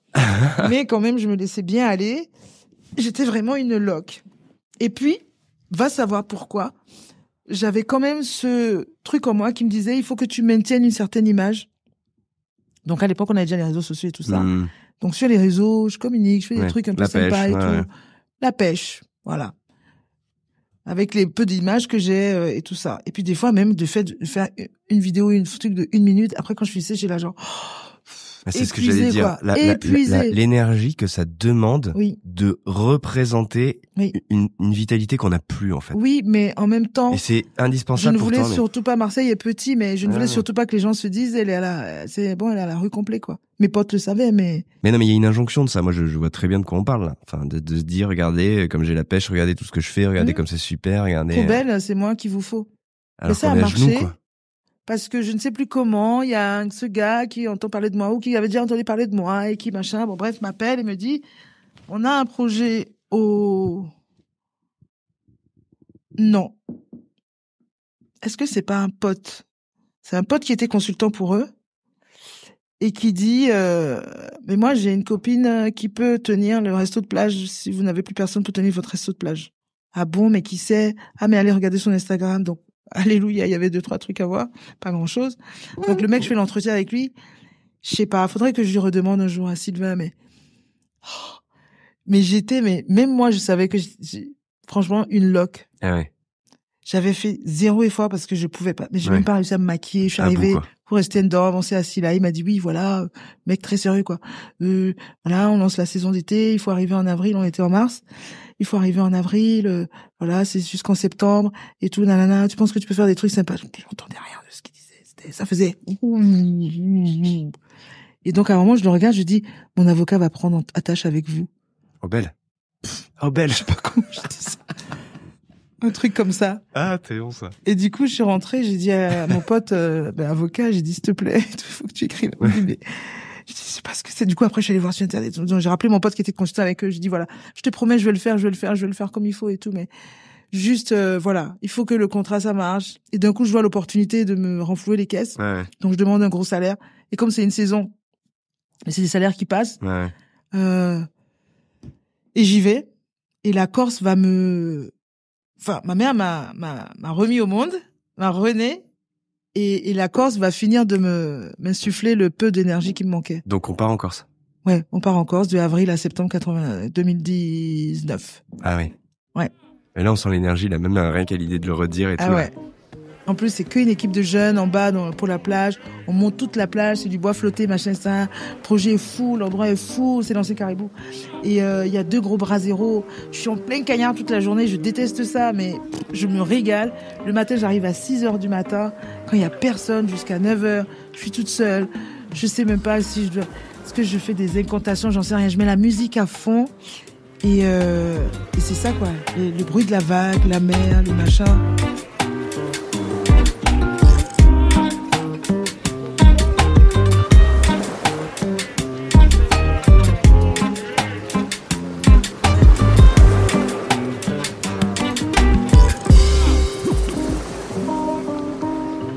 C'est marrant quand même la vie.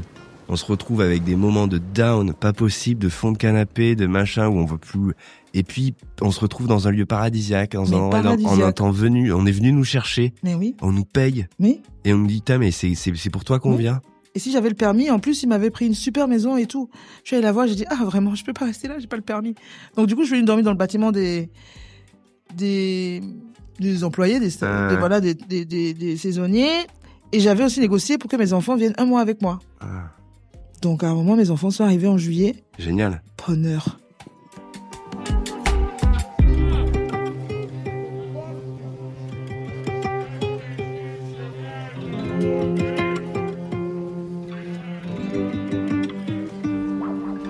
Moi, petit à petit, j'étais contente. Je refaisais à manger encore à une autre clientèle venue de partout et qui appréciait ce que je faisais. Donc, ça m'a redonné confiance en moi. La cuisine, elle se charge de cette énergie ou pas? Oui. Parce que là, on se parle d'une énergie fluctuante. Moi, ma cuisine, de toutes les façons, si je suis pas en forme, c'est compliqué. On sait. Si on mange de la cuisine, on sait si vous êtes en forme ou pas. Ouais.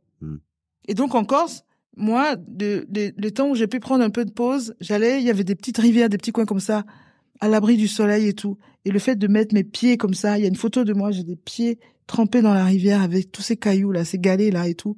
J'avais l'impression que ça faisait genre recharge quoi, tu sais, comme ça, monter comme ça. Et jusqu'à la fin quasiment de la saison, la recharge elle était pleine. Ah, c'est génial. La recharge elle était super pleine, que avec de l'eau glacée, pas la mer, hein, avec l'eau de la rivière. Retour en France, et là, en 3 mois, on écrit le projet, on dit voilà, c'est bon, janvier, on va voir la banque, on signe un compromis avec un local, bim bam boum. J'ai une pote qui me suit, qui dit voilà, moi je mets l'argent.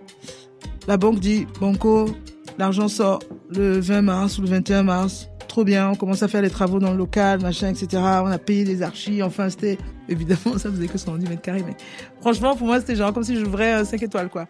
Trop bien, qu'est-ce que ça va être, une cuisine d'auteur. J'ai vraiment fait tout dans les règles de l'art. On avait une agence qui me parlait, posait des questions. C'est qui votre femme, machin, Michelle Obama? Quelles sont les couleurs que vous voyez? Terracotta, nanani. Donc elles m'ont fait un mood board, roadbook, je sais plus. Voilà, on avait tout prêt. On a commencé à enlever les gravats, l'archi suivait les trucs et tout. Covid.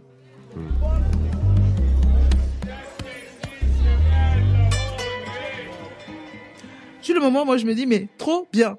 Parce que au moins tout le monde est arrêté, moi je vais rattraper mon retard. Donc les mails que j'avais plus jamais lus, les trucs, les machins, ici et là, les retards de... Je me dis, je suis trop bien. Quand on sort du Covid, moi j'ouvre, allez, je suis revenu au niveau en même temps que tout le monde. Donc pendant le Covid, moi je danse, j'ai fait des vidéos où je danse. J'ai pas une thune, mais je danse. Parce qu'il y a que moi, ma copine et les gens qui travaillent avec nous qui savent que, putain, il y a ce projet-là qui ouvre. Septembre, on vous fait mal. Ouais. 2e confinement. Et là, la banque dit, bon, en vrai, on va pas vous suivre. Lionel Lévy, Alexandre Mazéa, tout le monde appelle la Banque Populaire, ou je sais plus quelle banque c'était, pour dire, non, mais on se porte caution, il faut lui prêter des sous. Sympa. Si elle ouvre, elle va cartonner, machin, etc. Rien. Donc, je commence à faire des sandwichs, les grandes tables de la friche me prêtent leur cuisine, je fais des sandwichs les gens viennent chercher en loose day, mais c'est combien le sandwich? C'est 7 €, 8 €. Donc, enfin, des trucs, et là, je me dis, je suis vraiment à la poisse. En fait, je me dis pas que j'ai la poisse parce que j'estime que j'ai quand même une bonne santé. J'estime que j'ai des enfants en bonne santé. Et je vois tout ça. Quand même. Et je vois tout ça et je me dis, oui, mais moi, je vois que ces choses-là et je me dis, j'ai quand même de la chance. Je peux pas dire que j'ai pas de chance. Mais professionnellement, pourquoi je n'ai pas encore trouvé ma place? Ça me saoule. Et donc, 3e confinement. Et puis, entre-temps, j'ai fait plein d'événements aussi. Tout ce temps-là où j'étais mi-déprimée, mi-machin, de temps en temps, je sais pas pourquoi, je recevais un coup de fil. Des fois, je pensais que c'était des canulars. Ouais. Oui, bonjour, on fait un truc aux États-Unis, on aimerait savoir si vous pouvez venir. Oui, bien sûr. Si, c'est sérieux. Ah, d'accord, ok, ben je viens alors. Et de l'extérieur, les gens se disaient, oh là là, mais comment elle fait? Elle est partout. Elle a un agent, Ouais. Drôle. C'est des petites choses comme ça qui m'ont permis aussi de, tu vois, Ah, 2 semaines de down, 3 semaines, tout frais payé quelque part, 2 semaines de down, 3 semaines. Ah, ouais. Puis en même temps, comme je faisais rien, ben, c'était pratique, je pouvais dire oui. Et du coup, j'ai fait des rencontres, entre autres. Et une d'entre elles, Flora, me dit, en 2020, début 2020, ah, mais tu sais, moi, je suis originaire de Nîmes. J'ai dit, ben, grand bien te fasse. Alors, j'y étais il y a pas longtemps. Non, mais c'est vrai. J'étais il y a pas longtemps et il y a un gars là-bas qui est entrepreneur, machin. J'ai une de mes cousines ou amies qui bosse avec lui et il a racheté un hôtel particulier, il ouvre un restaurant, il cherche des chefs pour faire une programmation, il veut faire une résidence de chef là-bas. Ah oui, c'est payé comment? Bah, il faut que tu factures et tout, mais t'as une société, non? Puisque ton projet est tombé à l'eau, mais t'as pas fermé la société. Je dis non, j'ai pas fermé la société, mais comment je vais facturer par soir? J'ai pas envie, c'est trop compliqué. Moi, je veux juste cuisiner et tout. Mais vas-y, au moins ça te fait quelque chose tous les mois et tout. Tu sais, en plus, elle est gentille, quoi. Elle me dit, mais en fait, t'as rien, donc pourquoi tu... Et je dis non. Elle me dit, bah, je peux lui donner ton numéro? Je dis oui, si tu veux. Et le mec m'appelle, il me dit, voilà, bonjour, Denis Allegrini, je dis, ah, super. Et on peut se voir? Bah oui, mais il faut que vous veniez, moi j'ai pas le permis. Donc il est venu, on était toujours en confinement, hein. Donc Lionel Lévy, encore le même, nous ouvre l'Intercontinental, il y a personne. On s'assoit sur la grande terrasse. Chic, hein? Tous les deux, trop chic. Hyper chic. Lui, il est dans son bureau 2 secondes, et nous, on est là, sur la grande terrasse, tous les deux, dans l'Inter, avec personne. Il ouvre son ordinateur. Bon, c'est la première fois qu'on se voit. Beau gosse. On dirait l'acteur de Mad Men.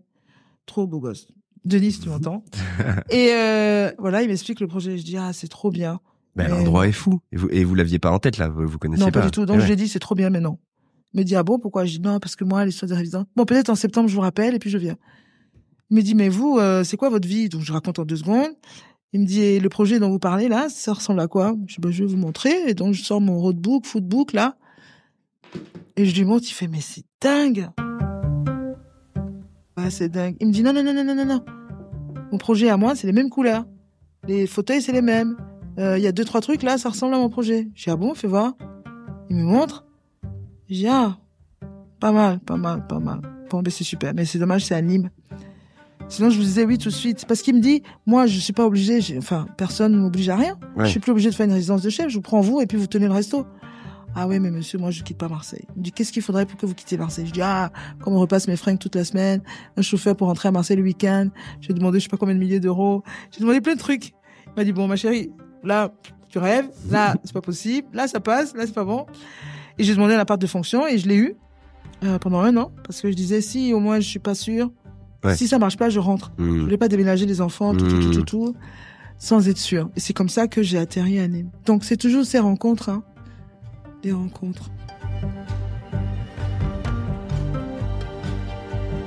Après, vraiment, les rencontres, ça suffit pas, hein. Il faut travailler, hein. Ben oui. Puis le travail, il a été assez vite remarqué, quand même. Oui, il a été vite remarqué, mais attention, il faut pas non plus se raconter d'histoire.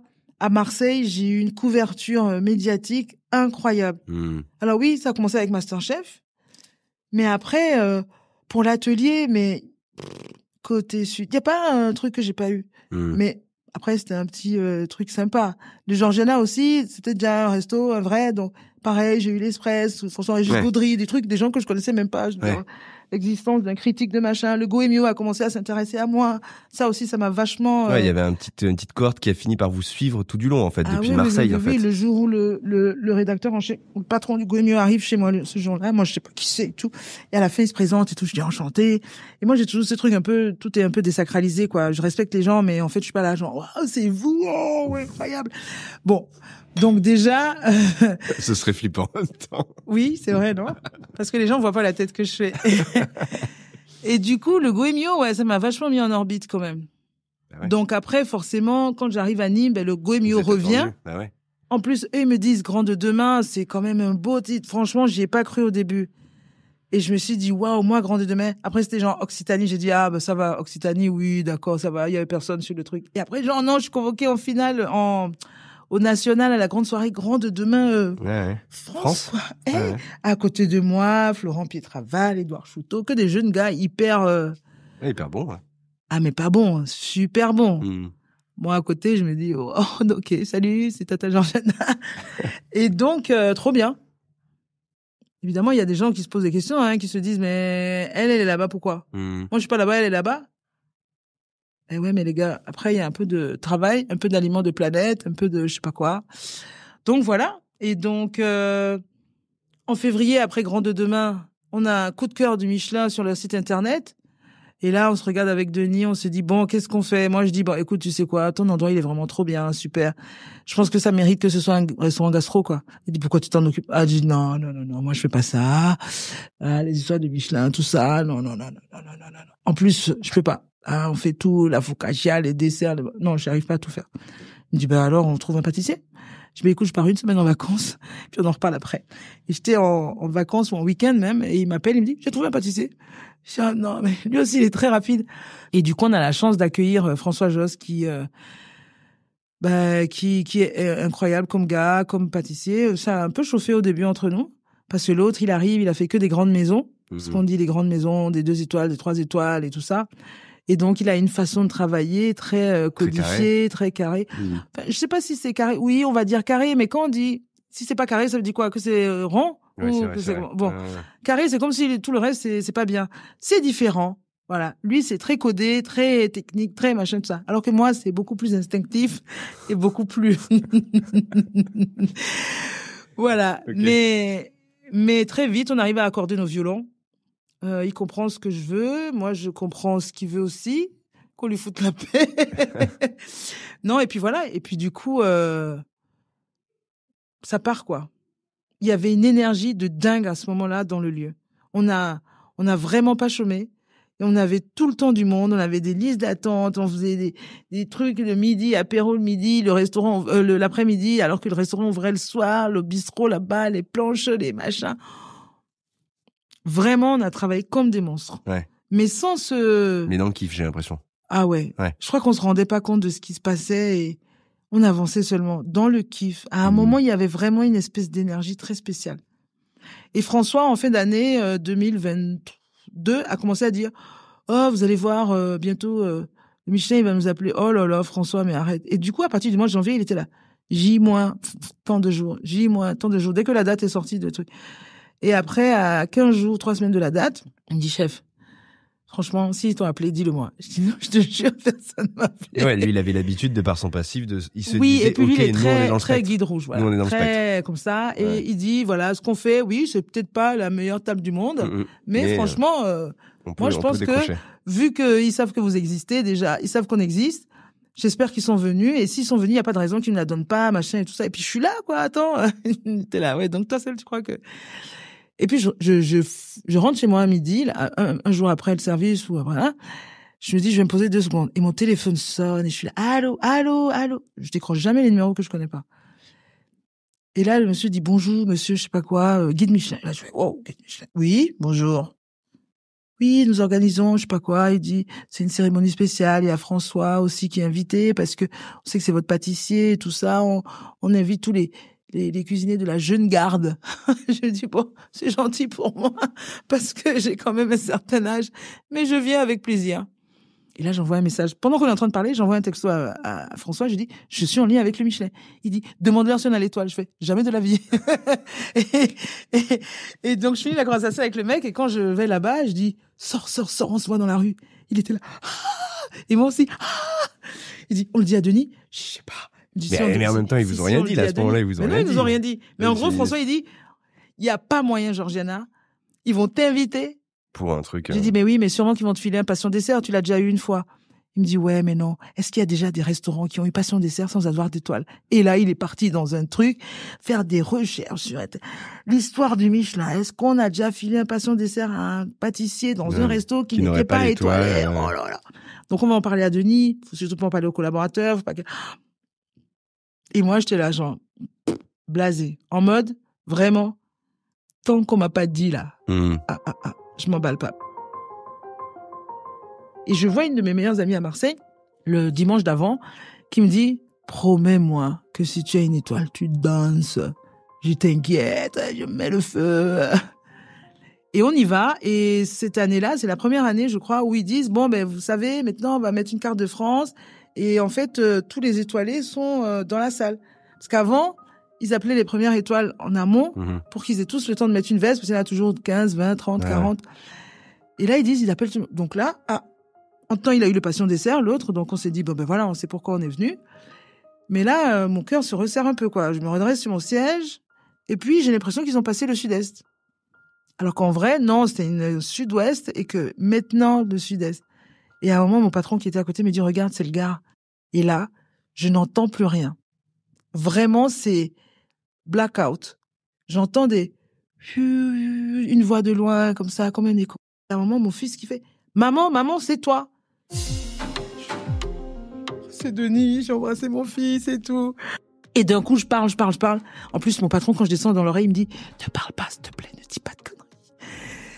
Et donc, quand je parle, je me dis, je le regarde, il fait, genre, jusque-là, tout va bien. Tout ce que tu dis, c'est bien. Et puis, je baisse les yeux, quoi, à un moment, et je vois tous ces gens. Anne-Sophie Pic, Alain Ducasse, l'Allemand, Mazia, Georges Blanc. Enfin, je vois tous ces gens que j'ai appris à connaître pendant 15 ans, à travers leur cuisine, leur histoire, des rencontres, ou peu importe. Et je me dis, hey, moi je suis là avec tous ces gens-là. Et puis d'un coup, je repense à Delphine et je vais, la danse. Et instinctivement, je dis, ah, pardon, en fait, j'avais promis à une copine que si l'étoile tombait, j'allais danser, mais en fait, ça va pas le faire. Et elle, si. J'ai là, ok. Et j'esquisse 2 pas, et en fait, je lève les mains au ciel parce que je me dis, merci mon Dieu, quoi. Merci mon Dieu.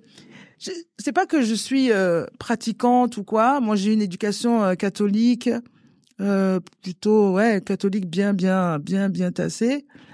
Mais moi-même, je suis pas pratiquante. Le bon Dieu, on se parle comme ça en catimini. On veut pas que les gens sachent. Mais j'y crois. Et dans tous les cas, si c'est pas le bon Dieu, il y a forcément quelque chose quelque part qui, à un moment, te donne cette force-là, quoi. C'est pas possible. C'était le 6 ou le 7 mars 2023. C'est fou. L'impression que, je sais pas. Et des fois, j'ai envie d'interroger les autres étoilés et de leur dire, mais c'est comme ça pour vous aussi? Parce que vraiment, et la presse, après, les gens m'ont appelé. Je pouvais rien faire, j'avais plus de staff et tout, donc je refusais toutes les interviews quasiment. J'en ai que celles que je pouvais faire au téléphone. J'ai, entre guillemets, raté plein d'opportunités comme ça mais en vrai, j'ai rien raté. Parce que pour moi, c'était pas encore vraiment, c'était encore très comme ça dans ma tête. Là, cette année, j'étais à la dernière cérémonie du Michelin. Et il y en a quelques-uns, franchement, j'avais l'impression que ils étaient pas contents d'être là. Ah oui. Ça faisait très bizarre. Il y en a 2, 3. Pourquoi? Mais qu'est-ce que j'en sais? Je les connais pas. Ils avaient pas l'air, ils faisaient la gueule. Okay. Mais je me dis, en fait, ce truc, peut-être quand ça te surprend tellement, moi, j'ai ce côté où je pleure, et puis d'autres, peut-être que ça les fige, quoi. Ah ouais. Ouais, en tout cas, c'est quelque chose. J'ai l'impression, voilà, c'est ça, en fait. On a beau dire, le Michelin, on s'en fout. Le Michelin, il déconne. Le Michelin, il n'y a pas assez ci, il n'y a pas assez ça. Et ben, quand tu l'as, t'es quand même un peu content. Et t'as beau vouloir te contenir, te machin, tu vois, ou tu figes comme les 2, 3 là, où d'un coup on s'est dit, mais qu'est-ce qu'il est pas content ou quoi? Mais en vrai, je pense que le mec, il se dit, il se passe trop dessus dedans. Ou tu arrives en mode, moi je l'avais déjà eu avant, je l'ai perdu, je l'ai reprise, ça va bien le faire, et puis boum, quand même, tu craches, tu lâches. Enfin, il y a tellement de... Mais c'est énorme. Oui, je crois, je ne sais pas. Après, attention, les gens, ils me demandent, vous en voulez une deuxième? Est-ce que vous voulez la garder, pas la garder? Mais déjà, on décide pas. Merci. Voilà. C'est la seule réponse. C'est pas déjà, c'est juste ça. On décide pas. Voilà. Moi, je continue à faire ce que je sais faire. Avec, quoi. Et puis on avance. Voilà. Et puis, en plus, moi, maintenant, cette étoile, je voudrais pas juste qu'elle soit quelque chose qui est passé dans ma vie. Je voudrais la valoriser. La valoriser. Et donc, on arrive à la fin du livre, je pense. Au moment où je finis le livre, je crois que je ne sais pas, c'était pas aussi clair dans ma tête. Mais là, c'est en train de... J'ai bien fait de venir, en fait. Faut qu'on réécrive le livre. Ouais, on va en écrire un deuxième version. Non, mais voilà, je veux la valoriser, je veux être utile. Je pense que j'ai été utile pour moi pendant toutes ces années. Et aujourd'hui, j'aimerais être utile pour les autres.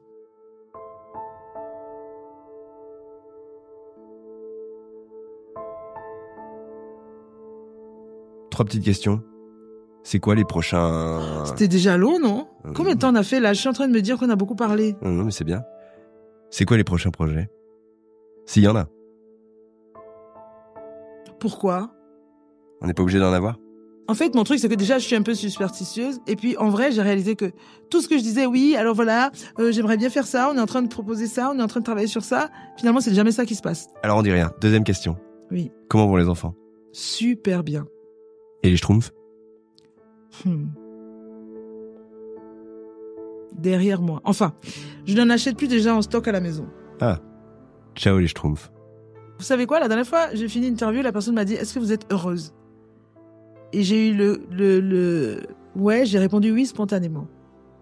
Je touche du bois parce que quand il vous arrive des situations compliquées, ouais, une fois, deux fois, après vous dites ah pourquoi moi, et puis après vous dites ah bah, de toute façon voilà c'est moi ça, voilà, il m'arrive que des merdes.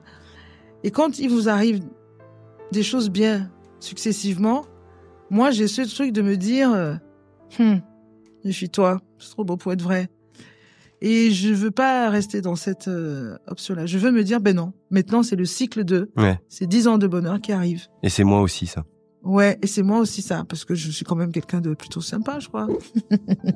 Merci beaucoup. Voilà, merci David. Et vous, c'est quand qu'on fait votre interview?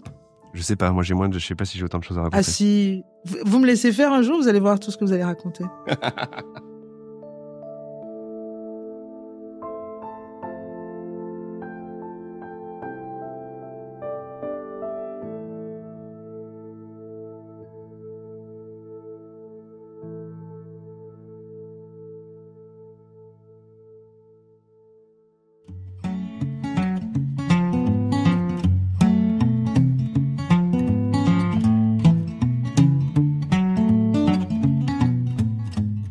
C'est drôle, mais même maintenant, alors que j'écris ces lignes, quelques semaines après cet entretien, je retrouve l'émotion du chemin qu'en quelques heures, on a parcouru ensemble. Il y avait comme ça un duo qui ne se connaissait pas à l'origine, qui a pris le temps de s'apprivoiser, chemin faisant, et moi, j'ai donc suivi les pas de Georgiana, j'ai suivi la route de sa vie en tentant de ci de là d'éclairer ce qui fait d'elle la chef qu'elle est aujourd'hui. De la force, ça va sans dire, du tempérament, tout autant, mais il y a aussi une forme de magie dans ce récit, quelque chose qui préside et la dépasse, et nous dépasse, quelque chose qui guide au-delà de l'ombre qui nous aspire parfois et de la lumière qui nous régénère. Il y a, qu'on la voit ou non, sous nos pieds, une route qui se dessine et chacun dans sa ligne, même si parfois on tombe, si parfois on se trompe, on marche et on écrit petit à petit. Merci Georgiana Viu, merci chef pour ce moment de franchise, de grande authenticité, et si je puis me permettre de vous rassurer, vous qui me demandiez mais qui ça va intéresser, eh bien laissez-moi répondre pour celles et ceux qui nous écoutent que c'est justement tout ce qui nourrit le chemin dont je parlais, tous ces chapitres que vous nous avez partagés qui font la richesse de votre récit, nous touchent tous à un endroit d'une certaine manière et forment bout à bout, haut et bas mêlés, une vie menée avec intensité. Merci à vous, chères auditrices, chers auditeurs, de nous avoir écoutés. N'oubliez pas de laisser une note sur votre plateforme, un commentaire, ou de m'écrire pour me donner votre ressenti. Instagram, @chef au pluriel, _podcast au singulier, chef _podcast. Vendredi, vous le savez, on passe en mode chef d'entreprise pour notre format dédié au food entrepreneur. Alors abonnez-vous pour ne rien louper et merci d'être ici de plus en plus nombreux à nous écouter. Salut!